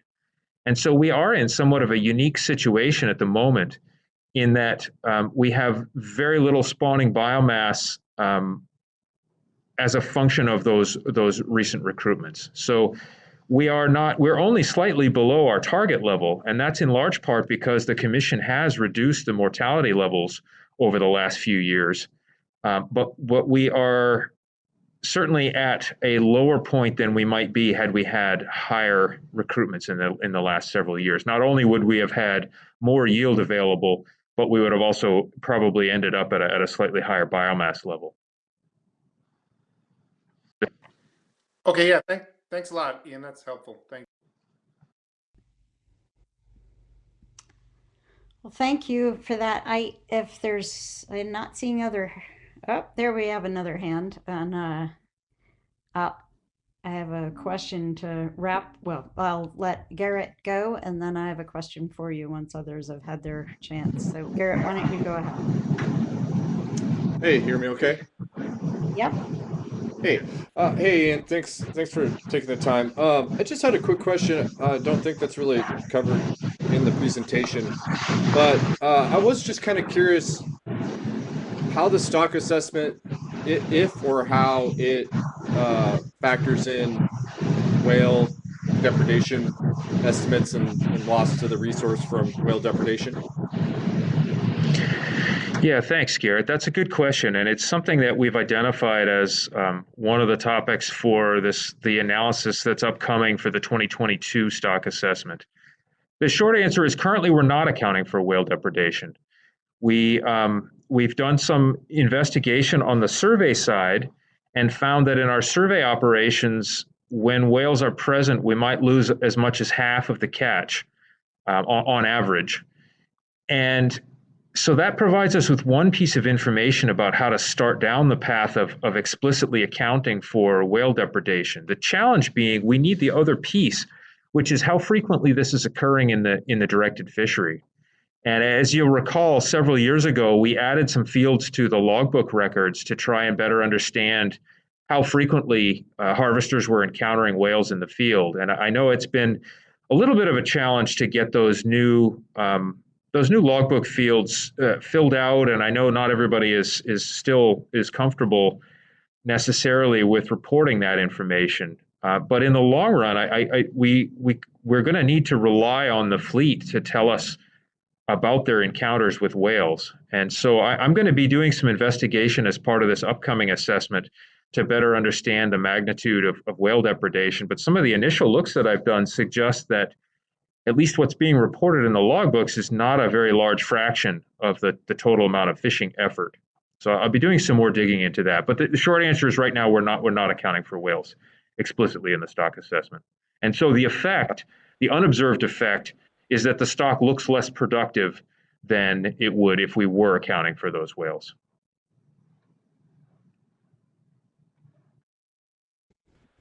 Yeah. Okay. Yeah. Thanks for answering that. It's been my observation and experience that we went down that road of hesitating to confront the issue in the sablefish fishery, and we were kind of like don't ask, don't tell sort of mentality, and that kind of got us in trouble. And I do think with the massive shift to hot fishing on sablefish that we're certainly seeing some more interest in halibut longliners from the whales, particularly the sperm whales. So I'll be participating in the workshop. Thank you. Excellent. Yeah, and I appreciate you mentioning the workshop. So two follow-ups that I'll have. Since you mentioned sablefish, I will note that whale depredation, at least historically, prior to this shift to pots, whale depredation in the halibut target fishery has been somewhat lower than that in targeted sablefish fishing. I'm not sure if it's that whales just would prefer to eat sablefish or what, but we have seen overall lower rates of depredation. We see far lower rates on our survey than they do on the longline survey for sablefish. The other thing I mentioned about sablefish is that you're right. It was a sort of the same situation for the sablefish assessment for a number of years. I will note that when they actually made explicit accounting for whales, it actually didn't have a very large effect on, at the end of the day, on the yield coming out of the sablefish assessment. The result was to increase the stock biomass a little bit and then subtract off a little bit of whale depredation from the catch each year. But the net change of those two things really was not that large on the overall yield from the stock. And finally, I will put in another plug for this workshop coming up on the 9th of February. I hope that anybody with any interest in this topic will join us for that. It's virtual, so it's easy to sign up on. And our goal there, importantly, is recognizing that there are some other tools out there, particularly for sablefish and pots. We recognize that halibut don't go into pots very well. And so the goal of this workshop is to recognize that we may need some tools in the toolbox to protect the catch on traditional longline gear, that it may not be an easy change in gear that provides the halibut fishery with some tools against whales. And so this workshop is going to draw experts from around the world looking specifically at devices to protect the catch as captured on longline gear. And hopefully we can learn a few things, and we have some funding to do some in-the-field testing of a few prototypes that we're going to generate during this workshop. So I think it's actually a pretty exciting path forward, because honestly, the best solution to whale depredation is not to model it better in the assessment, it's to just get rid of it entirely. And hopefully some of these tools will at least help push us down that road.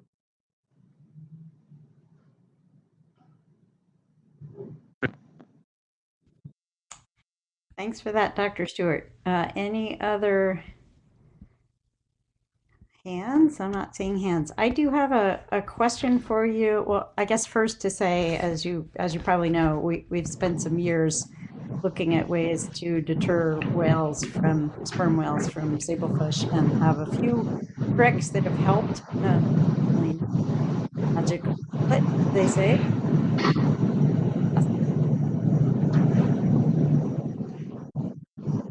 We did have a question that came up that's something we want to talk about a little bit later in the conference board agenda today, but this discussion that I think originated from the Research Advisory Board about possibly not doing a stock assessment, full stock assessment every year, to do the FIS, but not the stock assessment, and just would like some clarification from you about that.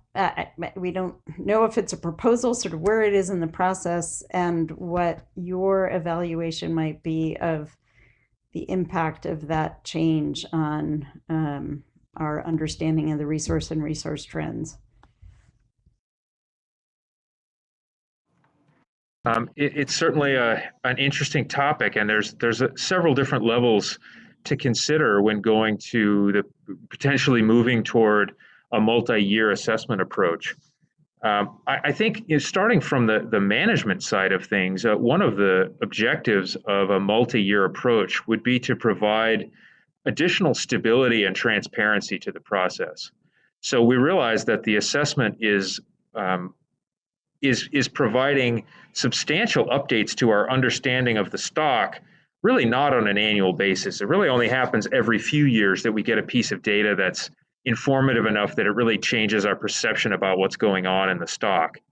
And so one benefit of having a multi-year approach would just be that it could be the year in between could be a very simple calculation, perhaps based just on what's going on in the survey, responding to the new data, but not necessarily being subject to the ups and downs of the stock assessment. So that's in a general fisheries sense, that is often the objective of moving to a multi-year assessment, is just to smooth things out a little bit. However, we have not seen a lot of volatility in the stock assessment recently, and a secondary goal would be to free up more time for the analysis team at the IPHC to investigate other topics like whale depredation, extending some of the aspects of the MSE model, some of these other questions that we have. So there is potentially some benefit of freeing up some time for additional analyses that we wouldn't necessarily have the resources to tackle doing an annual stock assessment. I don't think it's something to be afraid of in a general sense. It would have its pros and cons, and I think what we really need to do is test those sorts of approaches in the management strategy evaluation and see what may or may not be gained in terms of stability and potential yield. I would say that the proof is in the pudding for an approach like that, in that if it performs better in a management sense in the MSE, then it's worth considering. And if it doesn't perform better, then maybe it's not worth considering. Thanks for that. So just to be clear, so the survey would still be conducted every year. It's just the consideration is whether the full stock assessment is run every other year instead of every year. Yes, absolutely. No, none of us would recommend moving to a biennial survey. The costs would potentially be huge. We rely on updating our annual information. The IPHC it benefits from what I think is probably the best fishery independent survey in the world right now in terms of the geographic coverage, the precision of the information, and the level of biological sampling that we're able to achieve. And that resource as a time series continues to grow more valuable the longer we continue it. And so none of us would be proposing reducing the frequency of the survey itself. There are several options for the in-between years. If we were to do an assessment every other year, it might be possible to just set a constant TCEY for those 2 years. But we recognize that it seems unlikely people would be satisfied seeing new data come in and hearing about new information from the survey and not being able to respond to that at all until the following year.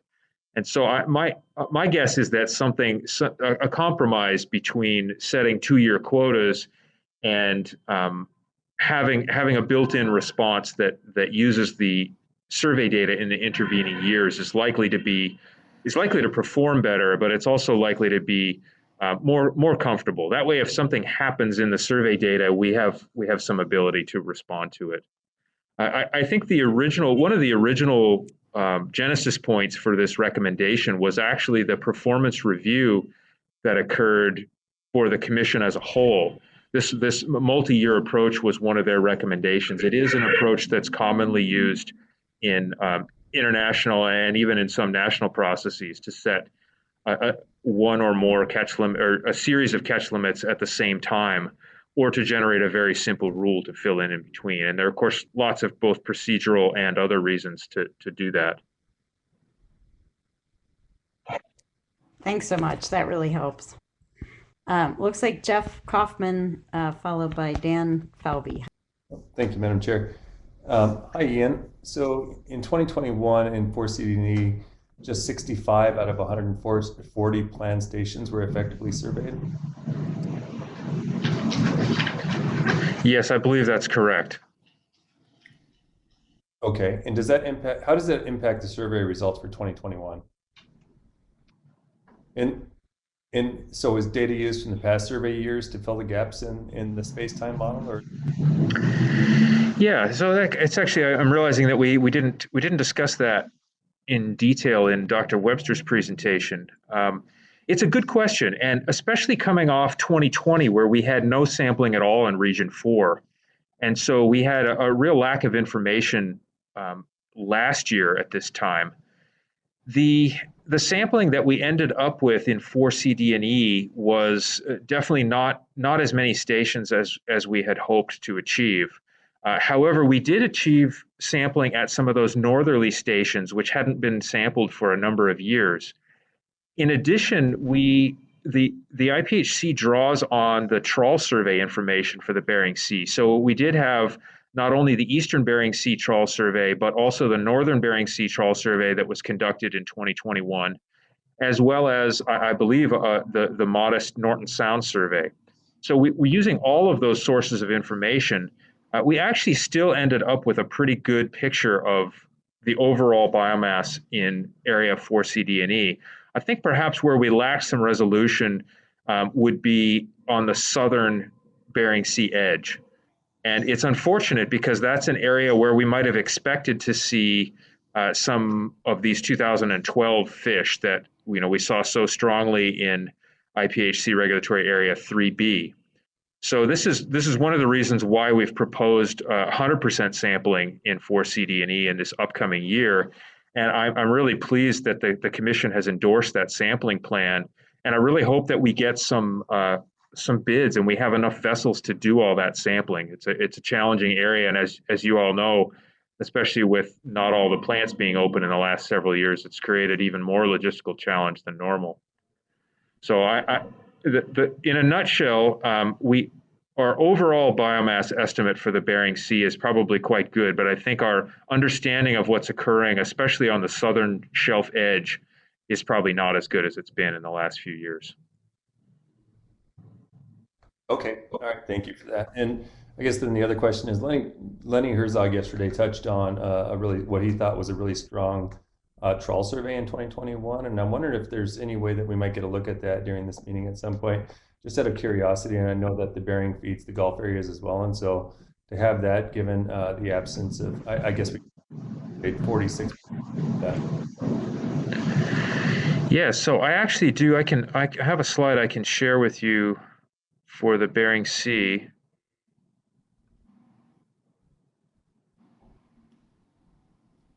This particular figure. I think I echo. Okay, I'll try again. This particular figure shows the Bering Sea trawl index with biomass as the light blue and abundance in number of fish as the purple. And you'll note that there's a missing bar in 2020, where there was no Bering Sea trawl survey in that year. But the 2021 value is up considerably from what we saw in 2019, which was already up considerably from 2018 in terms of numbers of fish. So this is, again, consistent with some of these small fish entering the stock. I also have, I believe, my next slide. Well, so yes, I'll go to my next slide here. This next slide shows you the age composition information from the Bering Sea trawl survey. Now, this is not direct age information. They collect lengths, and we don't yet have ages associated with those lengths for the last few years of the survey. So these are ages projected based on the length of the fish. But what I'd want to highlight is you can see some of the historically strong cohorts, both 1987 and 2005, as diagonals in this figure. And you'll also see at the end of this time series what appears to be a very strong 2017 year class. And this is certainly good news to see this coming in the Bering Sea trawl survey data. However, I would caution that the 2005 year class in the Bering Sea data looked like it was going to be just as strong as the 1987 year class when they were young. And it turns out that that year class was nowhere near the magnitude of the 87 year class. So I would say that it's very much too early to count on these fish showing up. But nonetheless, it is good to see evidence of what appears to be a strong year class coming in 2017 and perhaps even 2018 behind that. Thank you, Ian. That's really helpful. That's great information. Thanks. Thanks, Jeff. Dan? Yeah, hi, Ian. Thanks for that. It's the first time I saw the 2017 looking like that. But just going back to the 2-year stock assessment, I guess one of the questions that came up was, what's the timeline for fleshing out that decision, and what role will stakeholders and the commissioners have in making that? And I guess one of the factors I'm wondering is if looking at the idea of potentially when the stock is stable like it is now, going to an every other year stock assessment, but in times of sharp increase or sharp decline, switching back to an annual, have a more. So are ideas like that being talked about at all? Yeah, thanks for the question. I think we're still pretty early in the development of this concept. As I would see it, and I would encourage you to speak with Dr. Hicks about this as well, but I think perhaps when Dr. Hicks presents the enhanced timeline that the commissioners have asked him to present on Thursday, fitting in the role of the MSAB in next year's meeting and model development process, I would certainly see that we would need to evaluate several different options for a multi-year assessment within the MSE, see how those various approaches perform as a management procedure or a part of a management procedure, whether they meet the conservation and fishery objectives. And then they could be, an option like that could be considered along with other management procedures as a potential path forward. I do think there would be some potential for mixing and matching, as you mentioned. If you had a period when the stock dynamics appeared to be very dynamic, you might want to do an assessment every year. It might be necessary, or if there were other reasons to reevaluate certain aspects of the stock assessment. So at this point, I see it as being fairly preliminary. I think we're quite a long way from even having the analysis in hand to start to have the discussion about whether these would make sense. But that's just my take on it. You might also talk with Dr. Hicks about it. Thanks very much.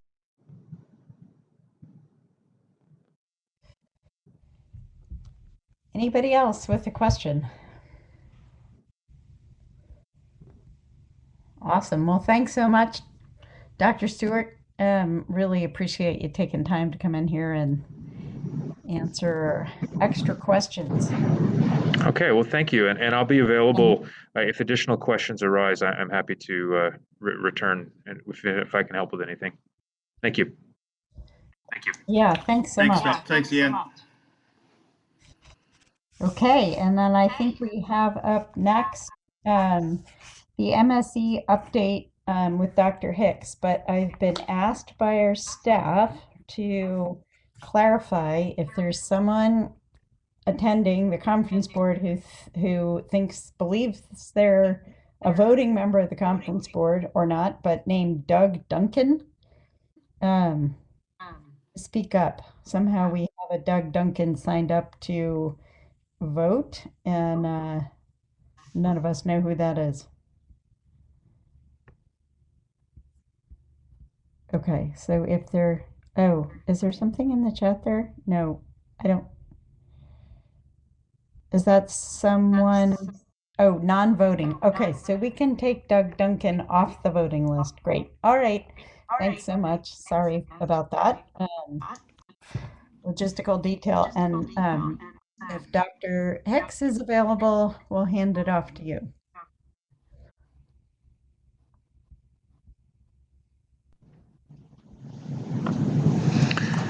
Hi, this is Alan. I'm getting a little feedback.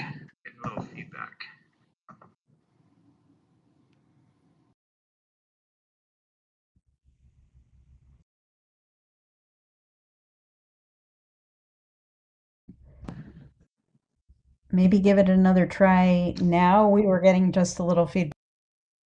Okay, how's this sound? Oh, now you're loud and clear. Thanks.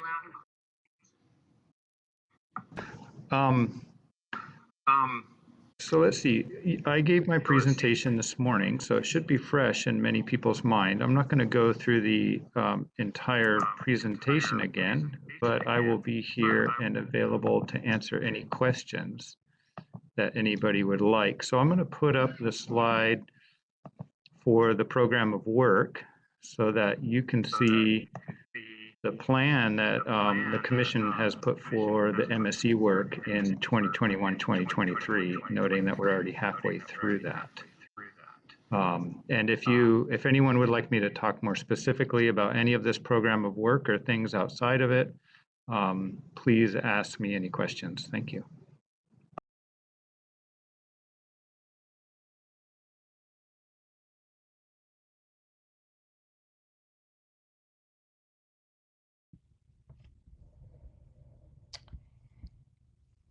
Chris Spohr, go ahead. Hello, Dr. Hicks. Had a question about just in response to a kind of a comment that Dr. Cox in his presentation was talking about. It's about not trying to get the operating model perfect, but just kind of, I can't remember the words he used. I'm just wondering, how does that fit into F5, developing alternative operating models? He was sort of saying, look, you're never going to get the operating model perfect.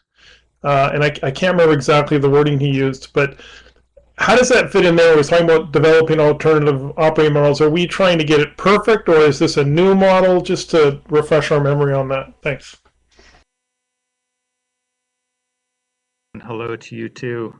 I think you probably realize that I am a perfectionist, and so I think that was a great comment by the SRB as a whole as well. And it was reassuring to me that I didn't need to try as hard as I really was trying to get things perfect. And the concept there is really that with an operating model and the MSE simulations, we're trying to characterize really the uncertainty in the Pacific halibut population and not necessarily get it exact to where we can predict what's going to happen next year with this MSE simulation model. We're trying to get a better idea of the bracket of what may occur in the next 100 years. And I realize 100 years is a long ways off. So given that, though, we did develop an operating model in the past with the help of the MSAB, and we characterized quite a bit of uncertainty, but that was just one single operating model. That was one single hypothesis with a lot of uncertainty around it. And what we realize is that there are other potential hypotheses to explain the population. And the analogy to this is the ensemble, the four models used in the stock assessment. The stock assessment may use one model and be a tool to predict it into the future, but there's uncertainty, there's structural uncertainty there that should be accounted for. And that's what this F5 is referring to, is to take a look at these migration scenarios, come up with alternative hypotheses about how migration may work, and then put those into potentially completely different operating models that describe a different hypothesis, and use 2, 3, 4 individual operating models to then project into the future to better characterize that uncertainty. And that's what I'm working on now. So I'm definitely not, I'm about to cut this off, and I don't know if you're familiar with Doug Butterworth, his work as well. He's an MSE guru, but his advice to a lot of us MSE people a long time ago was work on your operating model and then cut it off, and it's good enough to do what you need to do and focus on the other things. And that's the state that I'm in this month, is cutting off that operating model and then going to work on all these other aspects.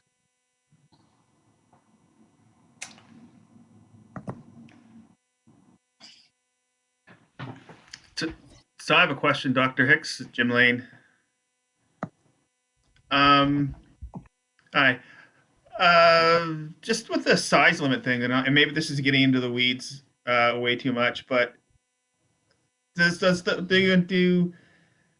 will the management procedures kind of look at it on a regional basis where we do see sort of differences in size, just in size and stuff, or is it kind of coast wide, or like we did with the original MSE stuff for scale, and so we started at coast wide and then worked our way down?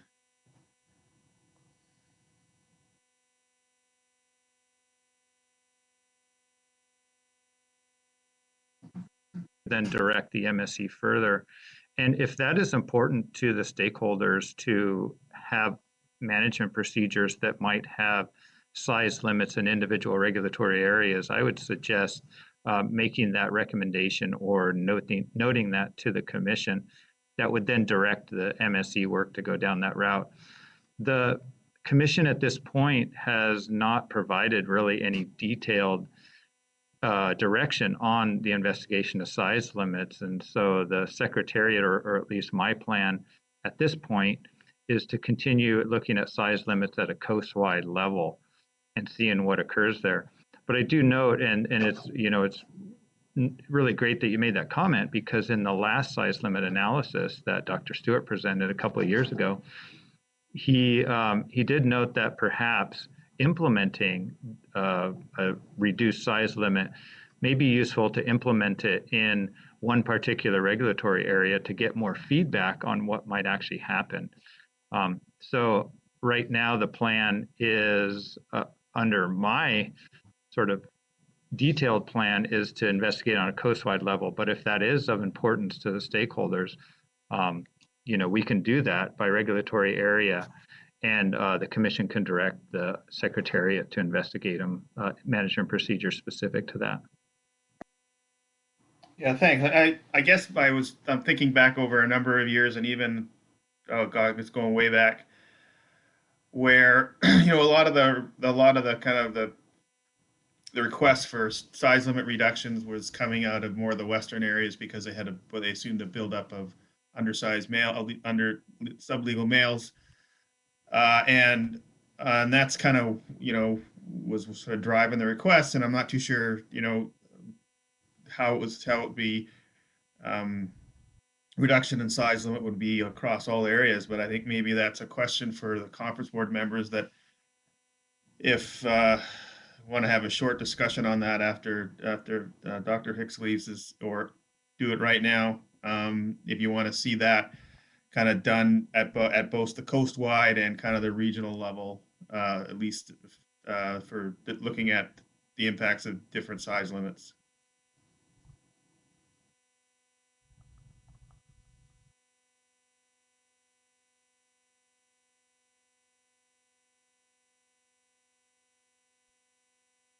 Regulatory area.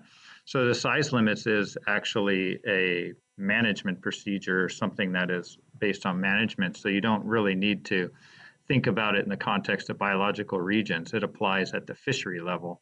So, that could be directed commercial or directed recreational or subsistence, whatever. And we built the MSC framework in a way that it can go to that really individual fishery level at the IPHC regulatory area. Okay, thanks. I see there's... Yeah, I think if people want to make recommendations, to the MSC process from the conference board, we could take that up after we finish reports. Forrest? Yeah, thanks, Linda. Thanks, Alan.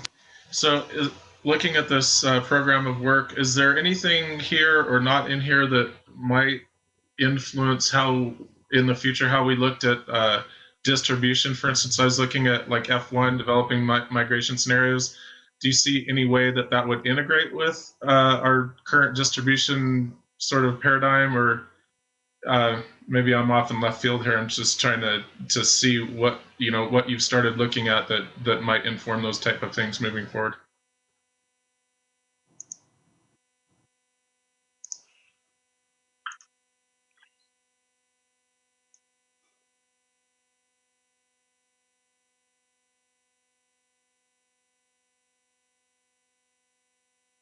Management procedures. And I note that when I presented the program of work at special session 11, and you can find that full document of all the tasks that the Secretariat put forward to the Commission for investigation. There was one, I can't remember the exact number, but you notice there's missing M2, and there was M4 and M5, I believe. But there was one task that was to continue the investigation of management procedures related to scale and distribution.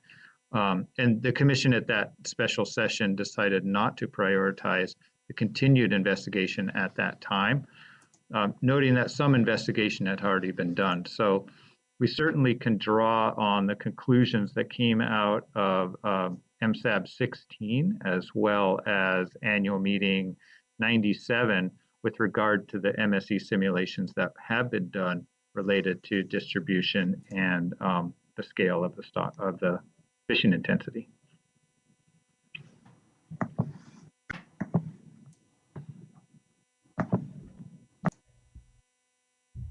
Awesome. Okay. Anybody else with a question for Dr. Hicks? Go ahead, Garrett. Dr. Hicks, thanks for the presentation. An issue concerning stakeholders in 3B and 4 in area 4 has been, of course, the harvest rates. And I was basically curious if there's been any discussion about the incorporation of the potential for increasing harvest intensities with increases of stock distribution over time. I mean, I consider myself to be a bit of an optimist. I don't think we're at the biomass right now to warrant an increasing fishing intensity for the western areas and for the most part. But has that concept been discussed of having triggers of some kind on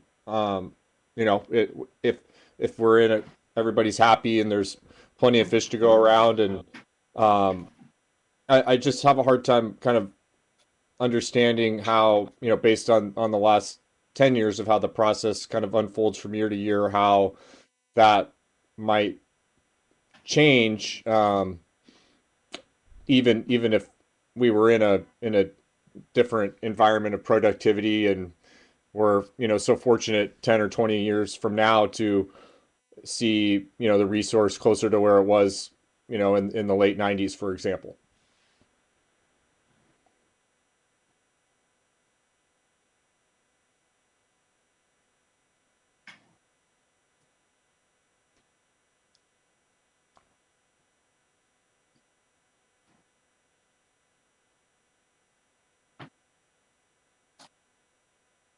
So if there is evidence of some high productivity in one area and they do want to increase the harvest rate relative to other areas, they can certainly do that in that decision-making step.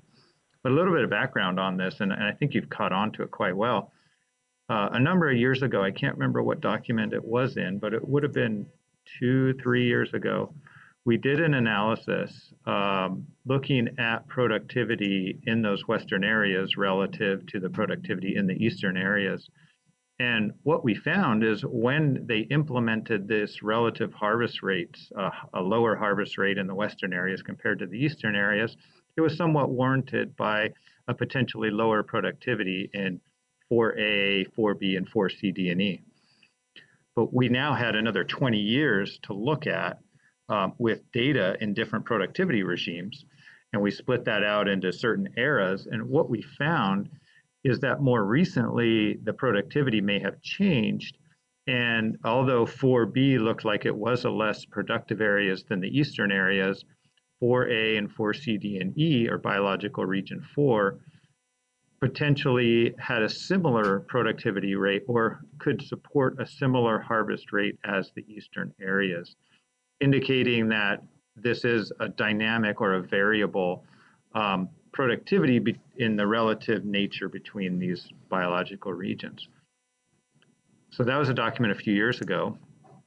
In the MSAB 16 documents on the MSE, as well as the MSAB 16 report, we did some investigation of those relative harvest rates where we made them equal across the regulatory areas to see what the effect on the objectives was if that harvest rate was equal across the areas. And although it did indicate that there, were some slight differences, of course, a little more harvest out there, and that balances with a little less harvest in the eastern areas overall in the long term. What the MSAB concluded at that time was the operating model, they wanted to have a little bit more, I guess, vetting of the migration processes in the operating model. And that's where this task F1 is coming from partly, is that we wanted to make sure the hypotheses around migration were sound, that we were capturing the uncertainty in migration before we really start making a decision on those relative harvest rates. So I believe with the completion of tasks F1 and F5, that we should now have an improved operating model to capture the uncertainty around migration and have a better understanding of how the stock and the management may respond if there was a management procedure with a more constant or equal harvest rate across the regions, at least into 4A and 4C, D, and E. So there has been work that's been done on that. There's indications that there might be times when it is warranted to reduce harvest out there because of migration, net migration, everything, but there's also periods of productivity when it might be useful or reasonable to harvest at equal rates across all regulatory areas. So it's unfortunately not a clear-cut answer. I wish I had a clear-cut answer, but as with most things halibut, it's complicated.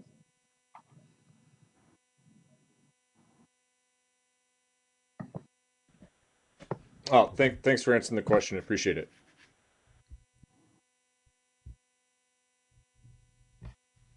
Anybody else with a question, or can we turn Dr. Hicks loose?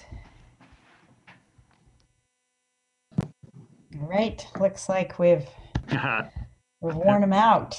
All right, thanks so much, Dr. Hicks. I really appreciate you coming and talking to us and answering questions.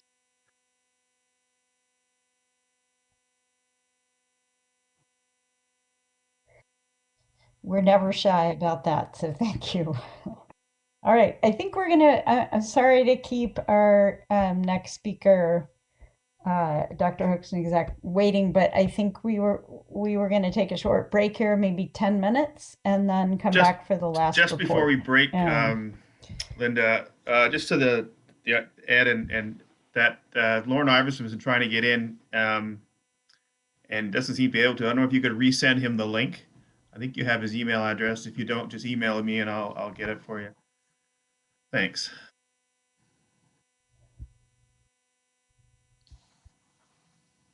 What time do you want to come back, Linda? Okay. Oh, 4 o'clock. There you go. Sure. Sounds good. It just showed up there. Perfect. So I we'll thought see that everybody was you. at Yeah, let's take 4 o'clock and see if we'll go through the last report and see if we can take up season open dates. I would note that the PAB is ahead of us. They've already had a motion and adopted it. So we'll see if we can catch up.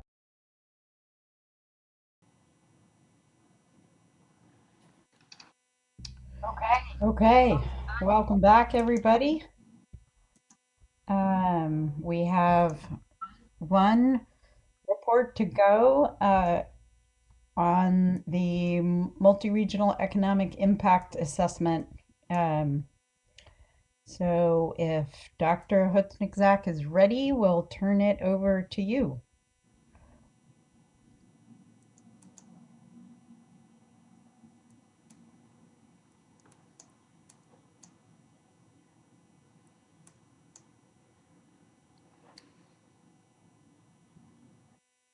Maybe we don't have.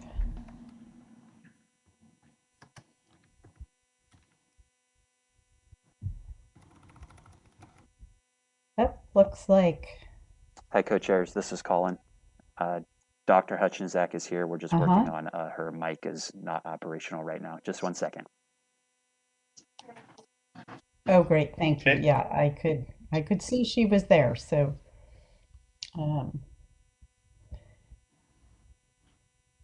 Hello?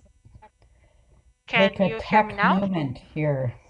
Okay, perfect. We can. I apologize for the delay and thank you, co-chairs, for bringing to attention the economic impact assessment for Pacific halibut.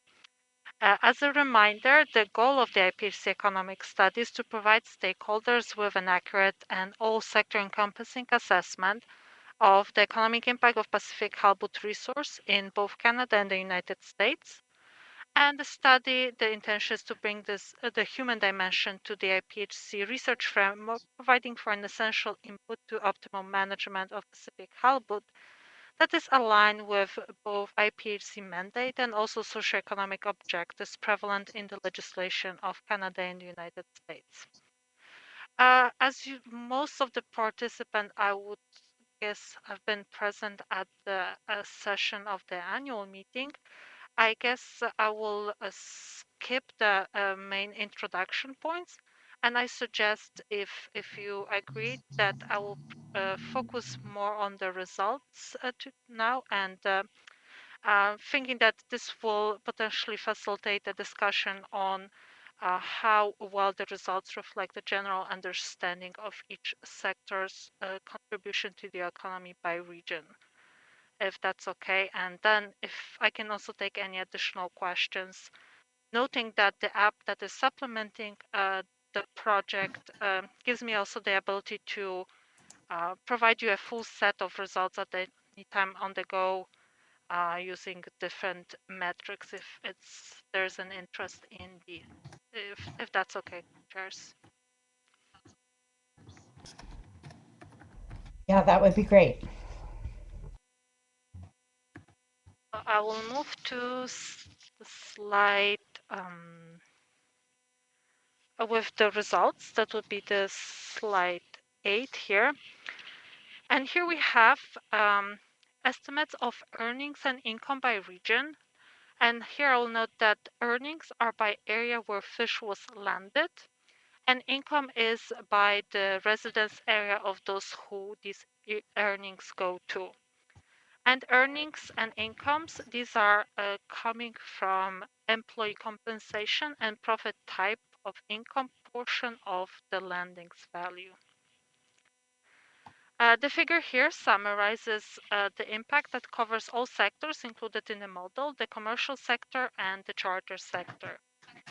On top of that, I also used the multipliers derived from the model to also estimate the additional component of the recreational sector economic impact that is related to expenditures on fishing trips and durable goods by anglers, and this will be component that reflects both guided and unguided fishing. As I mentioned, these estimates are in terms of earnings and income, but the results are available either, if you are interested, I can provide these to you now, or you can also explore them through the supplementary application that we have prepared for this project. But moving piece by piece, first I have highlighted here earnings in each sector.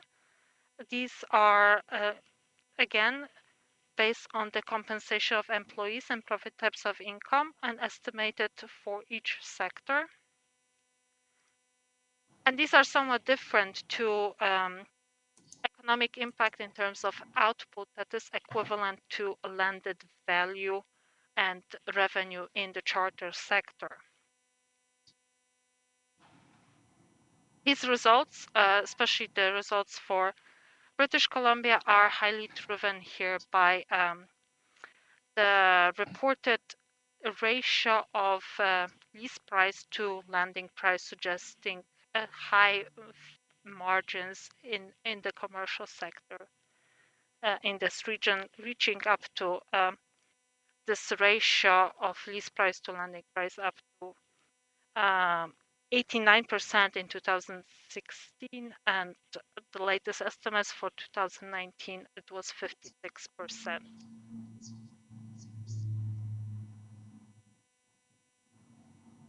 Here I also marked that estimated share that is derived from leasing.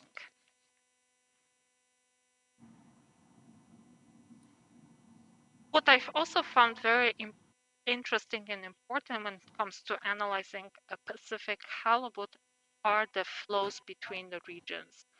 And this is particularly important in the context of how much flows were estimated for Alaska. And these flows are estimated based on the statistics that are related to the residence of the quota share owners, also the residency of the vessel owners, the location of the fisheries business license holders that are associated with processing that is related to Pacific halibut, as well as residency of the owners of charter halibut endorsements or charter halibut. These are particularly, again, noticeable for Alaska. They were not as pronounced for other regions. That's why I'm highlighting them in this figure.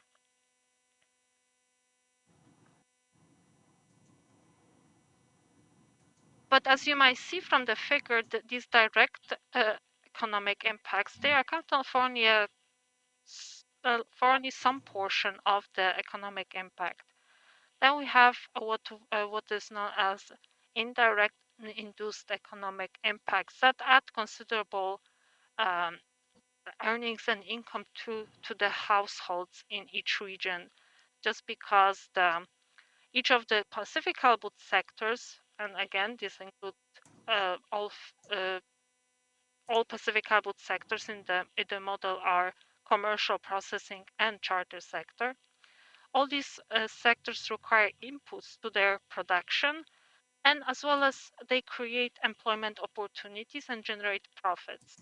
And these wages, as well as those profits, when they are spent, this money put into circulation is further supporting economic activity. These are known as indirect and induced effects. And these can be either retained within the region. So if the wage is paid to a resident who is spending that wage locally, this economic impact is retained within that region. So it is an earning that is converted directly to the income in the same region. But then there are substantial flows related to those indirect effects, and this will be related to use of imported products in the production, as well as the wages that are spent or profits that are spent outside of Alaska because they're paid to non-residents.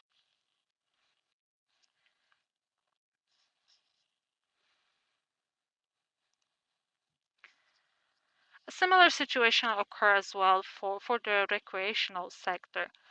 Some of these earnings they will be retained within the region and contributing to the local incomes, but some of it will be flowing to other regions that are that benefit from that resource, because all the sectors and regions are so interconnected, and there are these cross-sector and cross-regional interactions that make the the whole economy very a complex system that creates those feedback loops in the different regions. And again, the latest version of the model now is also incorporate the estimates of the impact of expenditures on trips and durable goods by anglers, both guided and unguided, and how these contribute to the earnings and incomes in each region. And this will be earnings that are retained locally, but there's also a part of earnings that are contributing that are converted into incomes in the regions elsewhere.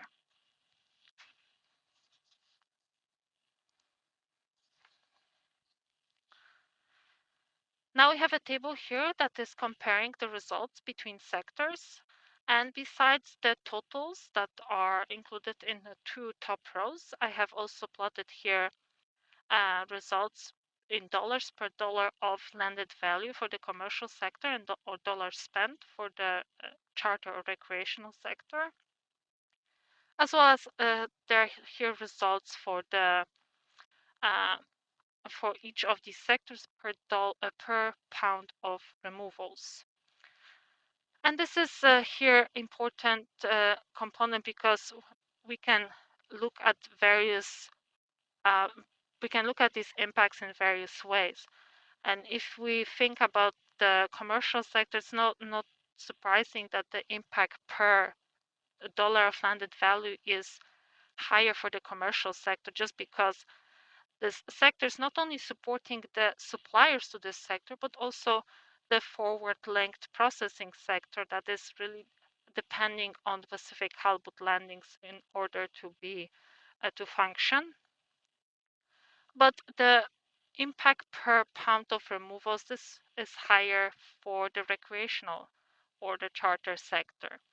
However, I will note here that it is very important to remember that these results should not be considered as a part of the discussion on the sectoral allocations.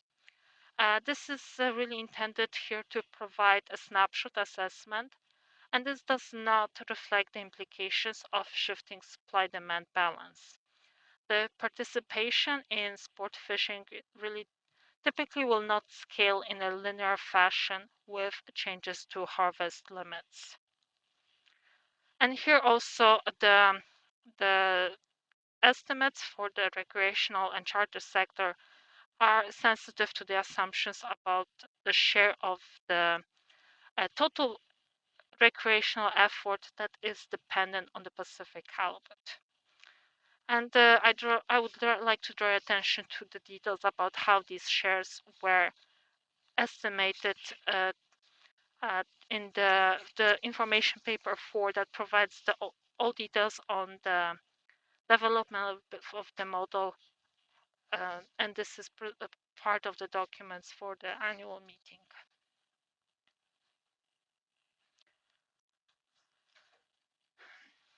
While the detailed results were provided for 2019, those are the previous figures. This is also the first time that we incorporated into the model the 2020 data, and obviously the time series, including 2020 data, will be highly driven by the impact of COVID-19 pandemic. And what I estimated using the model is that about 25, there was about 25% decrease in households contribution to households earning between 2019 and 2020. And interestingly, also the comparing Pacific halibut contribution to incomes in Alaska over time with the time series of the total income in Alaska for this period suggests also that the commercial sector was hit disproportionately hard in this region.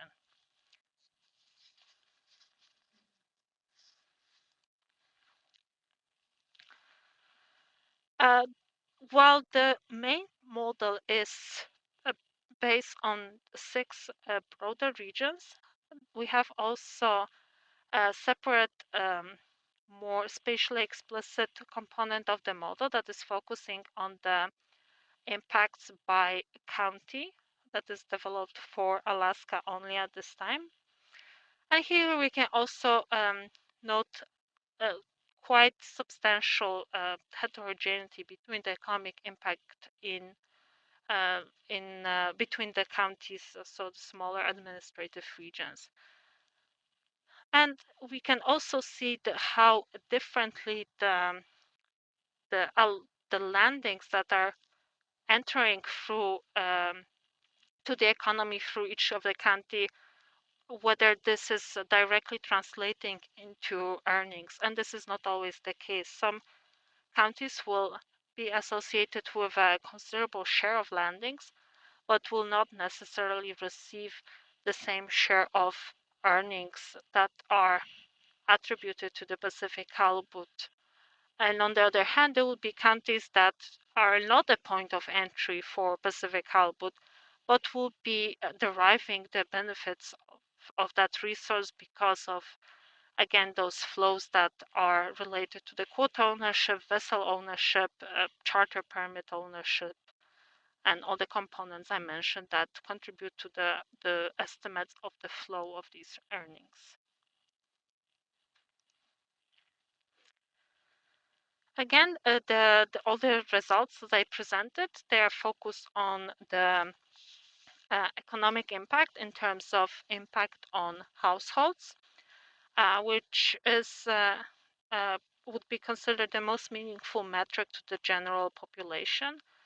But the economic impact can be also assessed in terms of output, employment opportunities, the contribution to the GDP, tax impacts on taxes, and these can be individually assessed using the app that is supplementing the project. And here you can choose the different levels of the harvest by region, as well as different select different types of effects and types of impact that will be displayed. And I highly recommend going to the website, and that is linked here in the corner to interact with this app. And the interaction of this app can be guided by the manual that is also linked here in the presentation.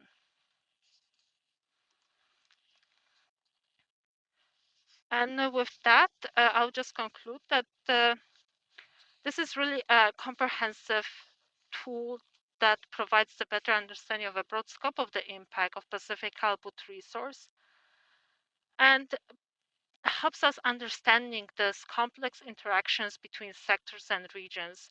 And this is very important to the management of a resource that is really spanning through a very wide geographic area.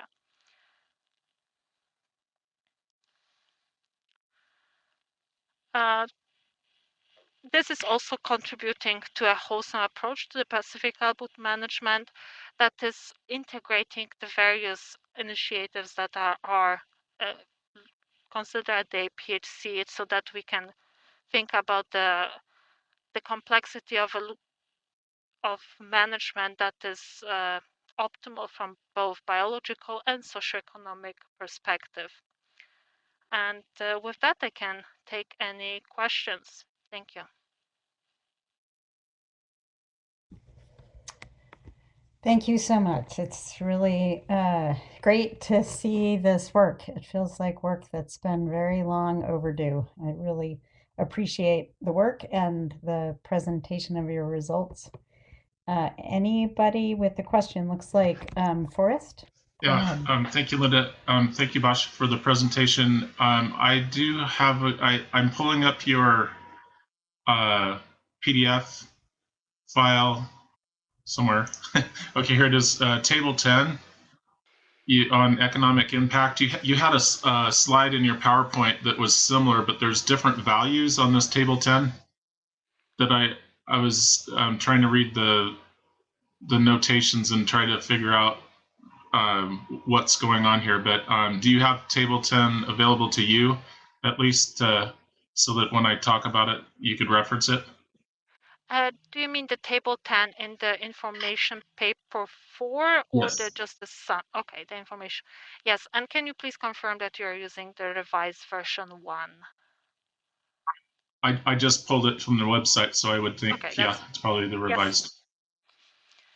Yes. So 2 questions. One is you've got charter and then recreational, and my instinct would be that the charter economic impact would be higher per pound of halibut than recreational fishery. So it's sort of backwards in my mind. So maybe help me see that. And then the other thing is in Table 10, you've got 2 different numbers under charter and 2 different numbers under recreational. And the first numbers in each column were what you had in your PowerPoint, but there's higher numbers in Table 10. And I was wondering, trying to figure out what the difference was there. Yes, thank you first for this question. So let me start with the second one. The second value in the table is just the conversion to Canadian dollars, so that it is, can be a reference for both contracting parties in their own currencies. So that's pretty straightforward. In terms of the higher values for the recreational sector, note that the recreational component, this will include also the charter sector. So this is a combination that includes both guided and unguided not it would not, if you wanted to get the sum for both commercial and recreational, you would just sum the commercial and recreational column, not the charter. And then when it comes to the impact per pound of removals, this is very highly driven by a very high estimates of spending by recreational anglers versus what we the data that we have on the charter operators revenue. So these are coming from various sources. The contribution of the charter sector will be based on the estimates by the from the survey that was conducted for Alaska by NOAA versus the full contribution of the recreational sector that is also including these estimates of the trip expenditures and expenditures on durable goods. It's extrapolation based on this more broader survey of the anglers' expenditures that is covering the whole United States. And this will be a lot of additional components that are then divided by the volume of the recreational sector. And here you can think about a lot of the big spendings on lodging, big spendings on the equipment, on traveling costs. So that's why these results are higher. Thank you. I appreciate that explanation.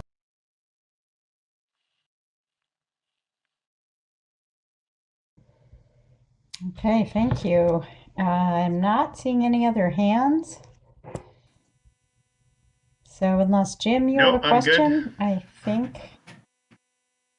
Awesome. All right. Well, thank you so much for coming in and giving this report.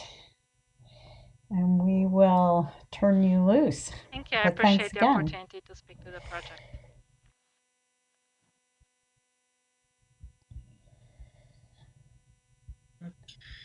Okay, so I think that wraps up our reports. And now, let's see, we would just open up an opportunity if anybody wants to make a motion relative to any of these reports for the conference board to make any recommendations, or there's any of the issues raised that we wanted to discuss. Anybody in the conference board wants the conference board to discuss, now would be the time to bring it up.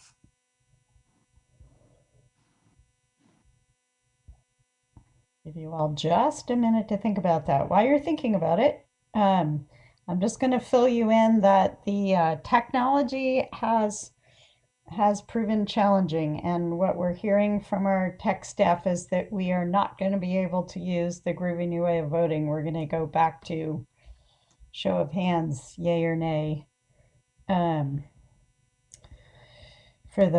think for the remainder of the meeting. Is that right, Ed?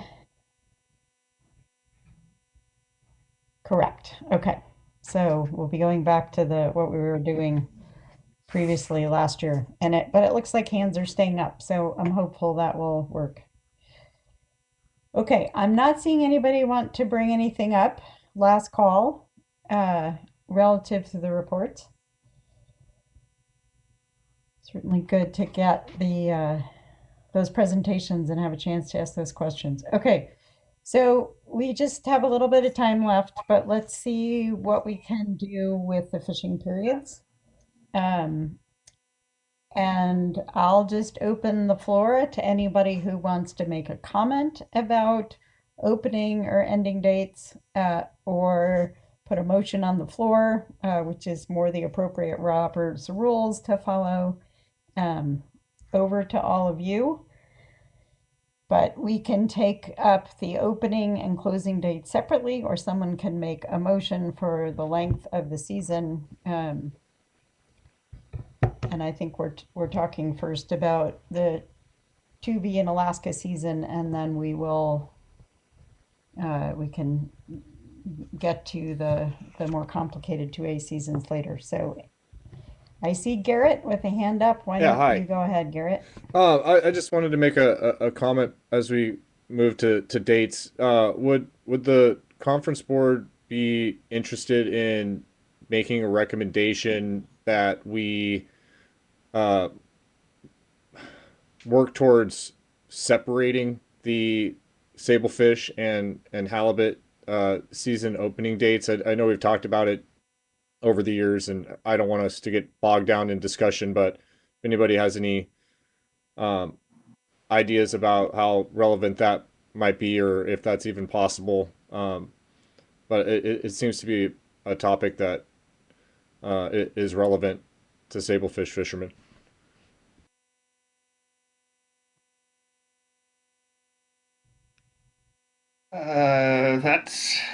It's more relevant maybe in Alaska. It's not such an issue in BC. So I don't know if we want to go down that road just yet. Yeah, I mean, it's a domestic. To me, it's more for the sablefish is more of a domestic issue that if you want to align them. yeah. So ours are aligned by regulation right now, and I guess maybe that's something to talk about. Um, let's take that up separate because that's not something that could happen this year anyway. That takes a reg change. So let's stick for now with motions on the season length, and we can have some discussions at our delegation meeting tonight, our stakeholder meeting tonight on that topic, Garrett, and find out where people stand on it, if that's okay with you. Okay. So we got Dan and Chris and Paul and Pear. Are you going to comment, or are you all proposing motions? Well, let's just call on Dan and we'll go down the list. Dan, you go first, and we'll see what people want to do. Yeah. So our membership talked about the opening dates, and in general, they like an early March opening date this year. It gives the agency time to get the paperwork out, and it gives the fish a chance to return from their winter spawning migrations. And so if the processors still like the idea of a Saturday, March 5th, looked pretty good. The tides are kind of low, starting on the 8th there. So anywhere between the 5th and the 8th would be a fine opening date. And then in terms of a closure, Thanksgiving is November 24th this year, and there really isn't a whole lot that goes on past Thanksgiving. And I know that a lot of the plants in Southeast didn't stay open until the December 7th close last year. And so I think, we're all in favor of a little bit earlier closing date, again, to get the boats off the ground before the bad weather hits, and to, give IPHC staff a chance to close up the season, and same with NIMS. And so November 20 was kind of floating around. And so if you want a motion, I would put out March 5 and November 20. But if you're not ready for that and you just want comments, I'm happy to hold those back. But I wanted to put those concepts out on the table. Our members really felt it was important to have a bit of a break during the winter. Let the fish move to the spawning ground, let the paperwork get fixed up, and the processing crews go home. There really wasn't that much processing activity after Thanksgiving last year. Okay, thanks, Dan. So, by Robert's rules, we're supposed to have, and Lauren's been good about reminding us of this, that we're supposed to have a motion and then discussion. So, if you want to make that a motion, I would say make it a motion. People can amend it if they have other ideas. So, over to you, but it's your call. I'd make it a motion then. March 5. No. Okay. All right. So we have a motion on the floor. Looking for questions, comments, amendments. Okay. Oh, sorry. Forgot to ask for a second. So was that Sifa? Yep. Okay. Okay. Let's go to Chris. Okay, can you hear me, Linda? Got ya. Go ahead. Yeah, we talked about the season length, and we were on the opening date. We were thinking March 6th would be the preferred date for us, as we have big tides in the March 1st to March 5th. So we prefer a March 6th opening date, and basically a closing date of December 7th, just like this year. Basically the same dates as last year.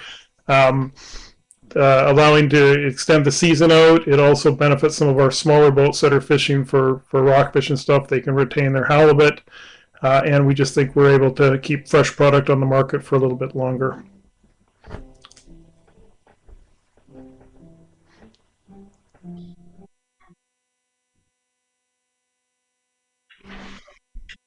A substitute motion, if you want to offer it as that.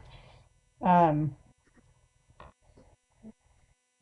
I guess it would be, I don't know if a substitute motion, I'm just curious as towards a friendly amendment. I don't know if we want to start with considering the opening date, if there's willing to amend from March 5th to March 6th.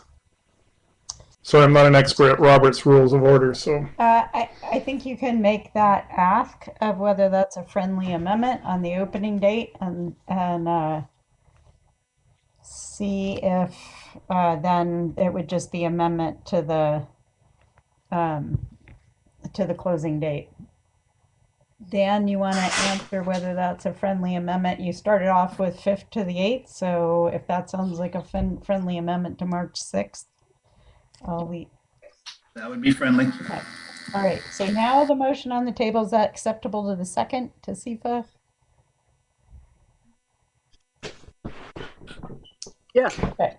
All right. So now the motion on the table is March 6th to December 7th. Or, well, no, we should probably vote on the December 7th as an amendment. Yeah. So if there's an amendment to change the closing date from November 20th to December 7th.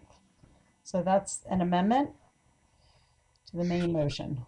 Any other comments on that? So we'd be commenting on the amendment of changing the closing date from November 20th to December 7th. It's like, I'm not reading the whole name. Is that Paul Clampett, maybe? Yes, this is Paul Clampett. Are we voting or are we making a comment? I'm just looking for comments on the amendment to change the closing date from November 20th. I have a comment. Okay. My comment is I agree with the maker of the amendment that we go as long as possible. December 7th would work. And March 6th is fine. And my comment is in the fact that, you know, we don't know where this COVID pandemic is going to go. I keep hoping it's going to disappear anytime soon, but it never seems to. And, you know, the comment about plants not being open if we passed November, well, they're open off the coast down here in Bellingham, and a lot of us run our fish south, and you know, we need as long a period as we possibly can. So that's my comment. Thank you. Okay, thanks. I'm just going to take a few, you know, capture the rationale people are giving. So anybody else want to comment on the amendment? Looks like Pear.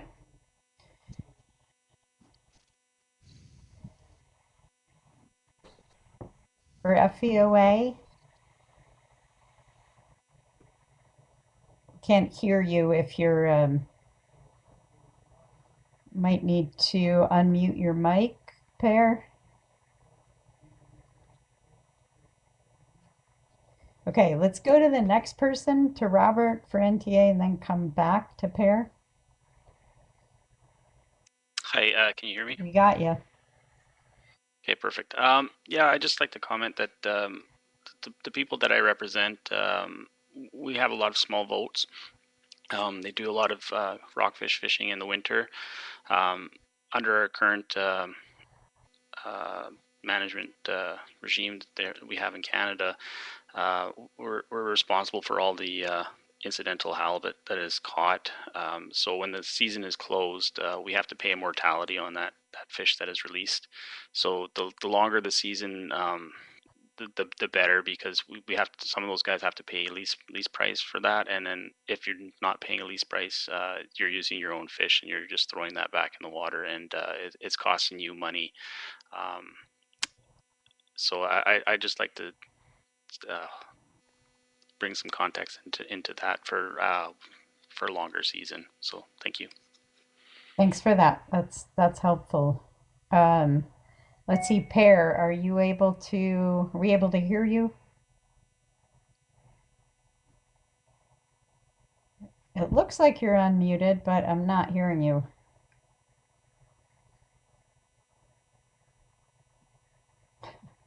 Sorry about the technology glitches. We'll come back. Lyle, why don't you go ahead? Yeah, thank you, Linda. Sorry. Pair, if you got yours working, fly at it. Oh, okay. No, I was just going to tell him he could put it in the chat there, Lyle. That would help. Okay, thanks, Jim.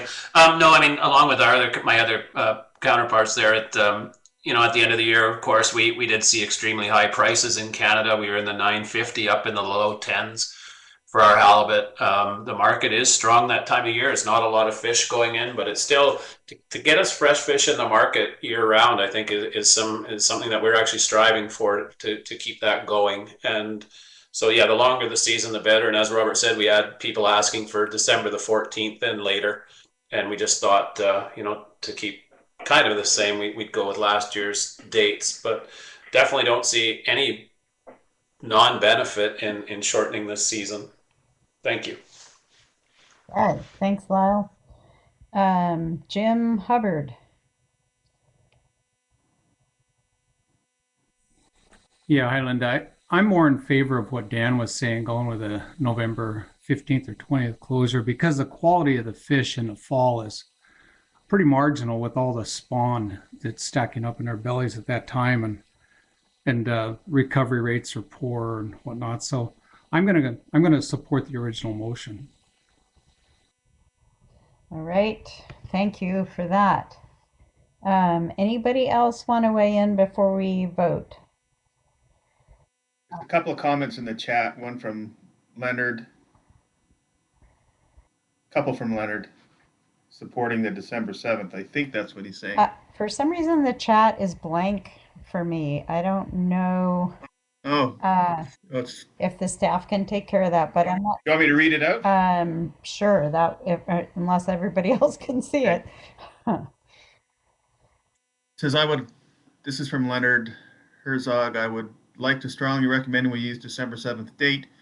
We had one boat fishing 4B halibut up till December 7th and one boat fishing sablefish and Western seafoods, and Triton were both open. Linda, would you please read? Okay, well, I guess you can't because you can't see it. And then the other one says from Lenny Area 4, concerned harvesters, people that don't choose to fish don't need to. So that's the only thing I see that's in the chat about this particular one. Okay, great. Well, it looks like we have a few more hands up, or one, no, a couple. So Linda Kozak.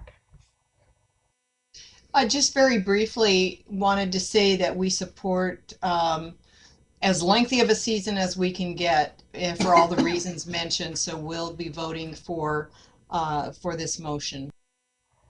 Okay, thank you. And then it looks like Carter.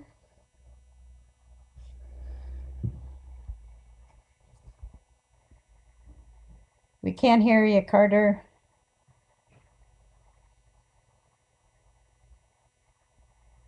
It looks like you're still, now it looks like you're unmuted. Try it.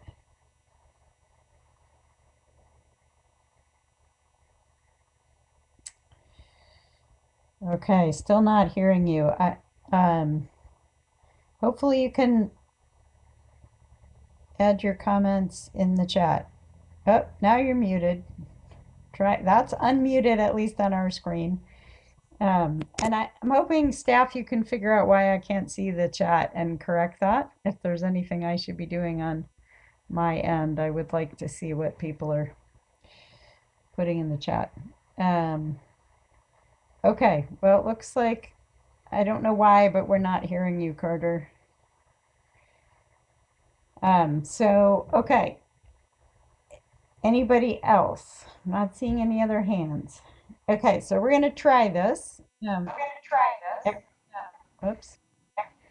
Everybody hopefully can find their thumbs up and thumbs down. icons, and we're going to do this. We have a I see that now, Bob Worm, you have your hand up, so I'll give you a chance to speak in just a minute. But I just want to make sure everybody has a chance to find that, so when we get there, you know how to vote. And we will be voting on the amendment of whether to change the ending date from the season from November 20th to December 7th. And it might be good to put the proposed amendment change up there as well. No, it's November 20th to December 7th. That's what we're voting on. The amendment is to change it to December 7th. So I just want to make sure people know what they're voting on. Okay, Rob, if you have a comment, go ahead.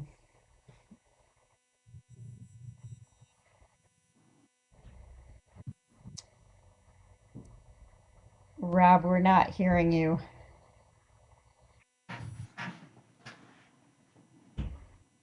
I'm so sorry. Can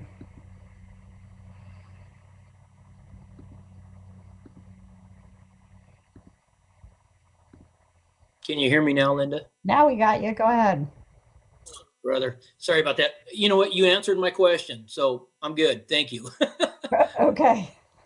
All right. Everybody clear? This is what we're voting on: amendment to change the season closing date from November 20th to December 7th. So if you're in favor of that. Okay, Linda, hold.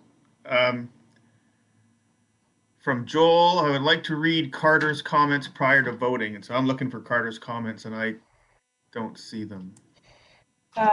Joel, if you want to put your hand up, we can give you a chance to read them.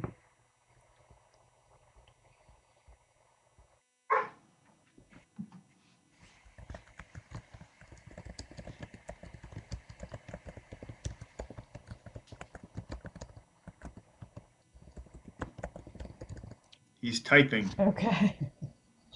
I still can't see the chat, so I'll have to rely on you to read it. Yeah, I figured that. That's why you would have probably stopped. It's just, yeah. It seems to be more problematic this year. Oh, it came back. Okay. It was my fault. I probably clicked on something.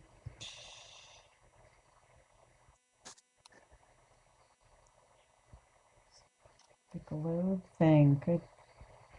Okay, while Carter is typing, or Joel is, while Carter's typing. Oh, I thought someone else had their hand up, but that's gone away.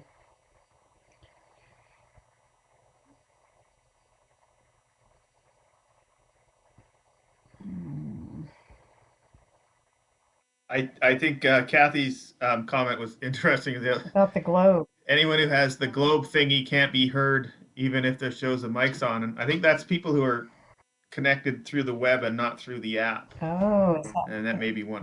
The globe means that. Okay. But I don't know if that's consistent across the board. But no, it's not. There. Because I'm connected to the web and I have no problem. Huh. Right. I don't understand. Well, all right. We need emojis. There you go. We need emojis. Hopefully Carter's getting close. Hi, chairs. This is Colin. Go ahead, Colin. I just wanted to, since this is going to be the first vote that we're conducting, we just want to make sure that all voting members are properly identified in the participant list.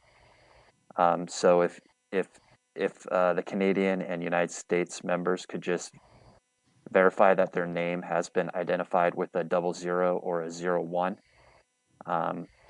that way we can process the votes faster when the thumbs up and thumbs down occur. So if every member could just quickly, and if their name is not identified correctly, just mention it in the chat real quick and we'll make a change. I know people are losing connection and popping in and out, so we're trying to diligently do this as fast as we can. So, Colin, I'll be voting because I'm voting for the Tribal Council. Okay, yeah, we will mark you down. Thanks.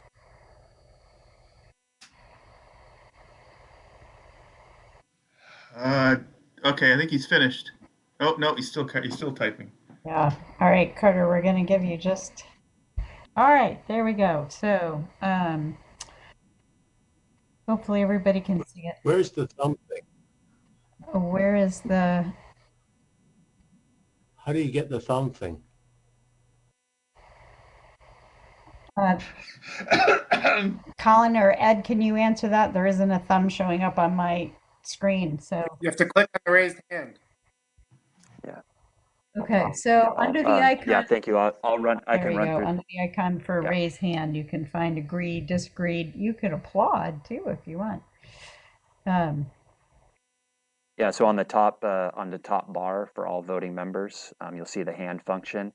You can select an action for agree, which we'll use as a thumbs up for a yes and a thumbs down for disagree. And then if you are abstaining, please raise your hand. Okay, so hopefully, I support Dan's motion that said SPC, Seafood Producers Cooperative, were closed in mid-November, most likely because it would save us money. I appreciate the Canadian and other folks' desire to fish late if they want to, is unaware of the required leasing or purchasing of bycatch. Thanks. Personally, I'm okay with any date as long as NIMS can get the paperwork out on time, both at the end and the beginning of the season. Okay, all right, so let's do it. Let's do our first vote. If you support the amendment of changing the closing date to December 7th, your thumbs up. If you would rather have the closing date be November 20th, your thumbs down. So go ahead now. We'll give everybody a minute to get that done.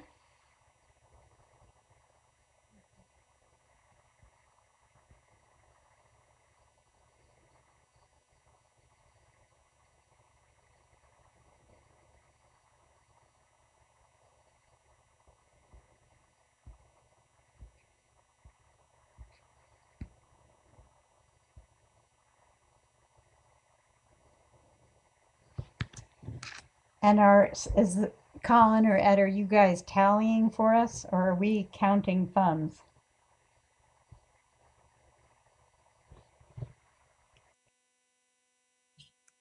Great question, Co-Chair.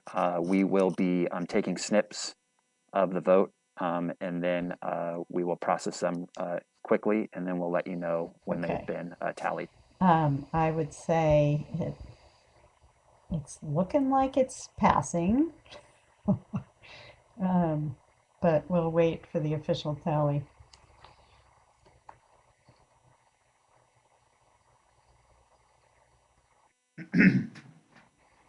All right, so last call, and if you can't get it to work for you, let us know either in the chat or by speaking out. So we still have one person. Lauren can't get into the meeting, and he's asking that someone sent him a link to join. And then Lenny, are you not able to vote? Is that why you're putting something in the chat? I thought we had you signed in.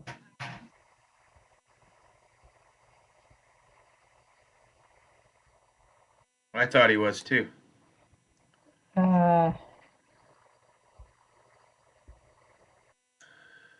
Yeah, you're signed in. So but He had written earlier in the chat that he didn't know how to raise his hand. Okay. So he probably doesn't know the thumbs up and down. Roger. Okay, so Lenny's, your vote is yes. So he's a green thumb up.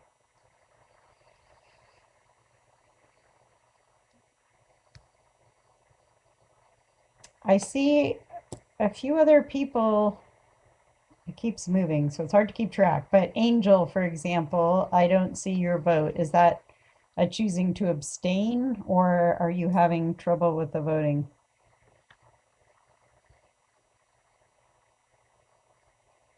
Or maybe she's not in the room. Okay, it looks like Jim Martin's not able to vote but abstaining, so that's okay. We can capture that. Okay, let's call it closed at this point. we'll assume people we can't see other than Lenny and Jim are abstaining. Well, Jim was abstaining too, but and we'll wait for a count. Okay, vote's closed.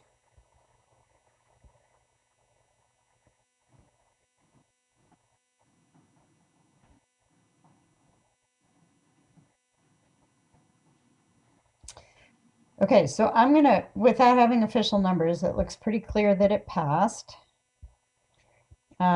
So we would then have in front of us an amended main motion, which is for these dates of March 6th to December 7th.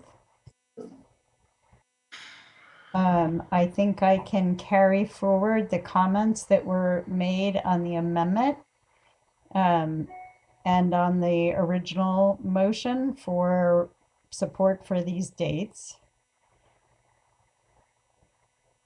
I guess we have to finish capturing this vote before we can vote again, but then our next move will be to vote on that as the main motion from March 6th to December 7th. So we'll just wait for the staff to let us know we're ready.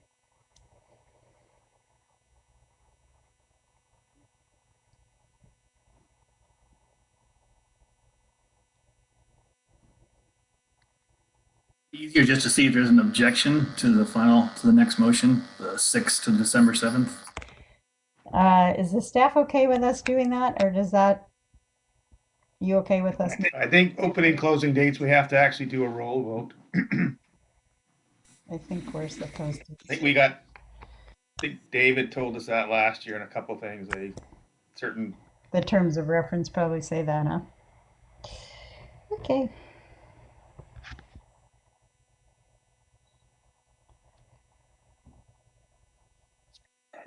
Okay, chairs, for that motion number 1, the vote has been tallied and you can proceed. Do you want to tell us the vote, or you want to? We have 37 yes, 6 opposed, 2 abstain. Okay, so we do. Yeah, you have to split that up by country. Yeah, we usually want that split by country. I think in this case it's pretty clear it passed on both countries, so we'll get that from you later. But thanks for clearing the slate. Okay, so now what's in front of us? I don't know if it's possible to put it back up on the screen just to make sure everybody's clear, but is season dates from March 6th to December 7th. So thumbs up if you support that, thumbs down if you don't, and do nothing if you want to abstain. And we'll open the vote. Vote's open, let me just say. I think they were supposed to raise their hand if they were abstaining, but. Oh, they are supposed to raise their hand. Oh, okay, thanks. Yeah, raise your hand if you're abstaining. That makes it more clear cut who's in the room and who's not. Hey, Linda, the abstaining's not working because I was able to raise my hand through asking questions, but I can't do it anymore. Oh, so, interesting. How helpful. I don't know what that's about. All right. Well, we'll just count people as abstaining who do nothing. All right. And Lenny, I'm assuming you're a yes vote. You're a green thumb, right? Even though you can't do it yourself. So hopefully, Colin or Ed, you're capturing that to add one more green. Yeah, so Lenny answered yes. Yes. Okay, so last call to vote. All right, let's close the vote. And looks like that's a pretty resounding yes, that passes. So we have season dates set. That's a big accomplishment. Right. Yeah. Okay, awesome. All right, so I think we're 4 minutes away from when we're supposed to quit for the night, right? If I'm doing my time zones correctly. Okay. Linda? Yes. Excuse me, this is Linda Kozak. Go ahead. The thing on the screen still says November 20th, so they might want to fix that before people freak out that it's going to go forward wrong. Yeah, so we have to reflect that the And amendment. does the word amendment change it, or do we just change the final motion? It should be changed to say, amended to December 7th, and we'll make sure that the report captures that. It's unclear right now. Thank you. Love the echo. Okay, but thanks for pointing that out. And I just want to clear for anybody who needs the link for tonight for the US stakeholder meeting, you can, if you have an open mic, try closing it. You can email halibutcoalition@gmail.com. Yikes. All right, good time to end it. Thank you all, and we'll see you tomorrow morning. Oh, it seems like Linda, what time is the meeting tonight? It's at 5:30 Alaska time. Okay. Alaska time. And I should just check, does we have the same link for the conference board tomorrow that people used today? Can someone on the staff confirm that, or is there a new link going out?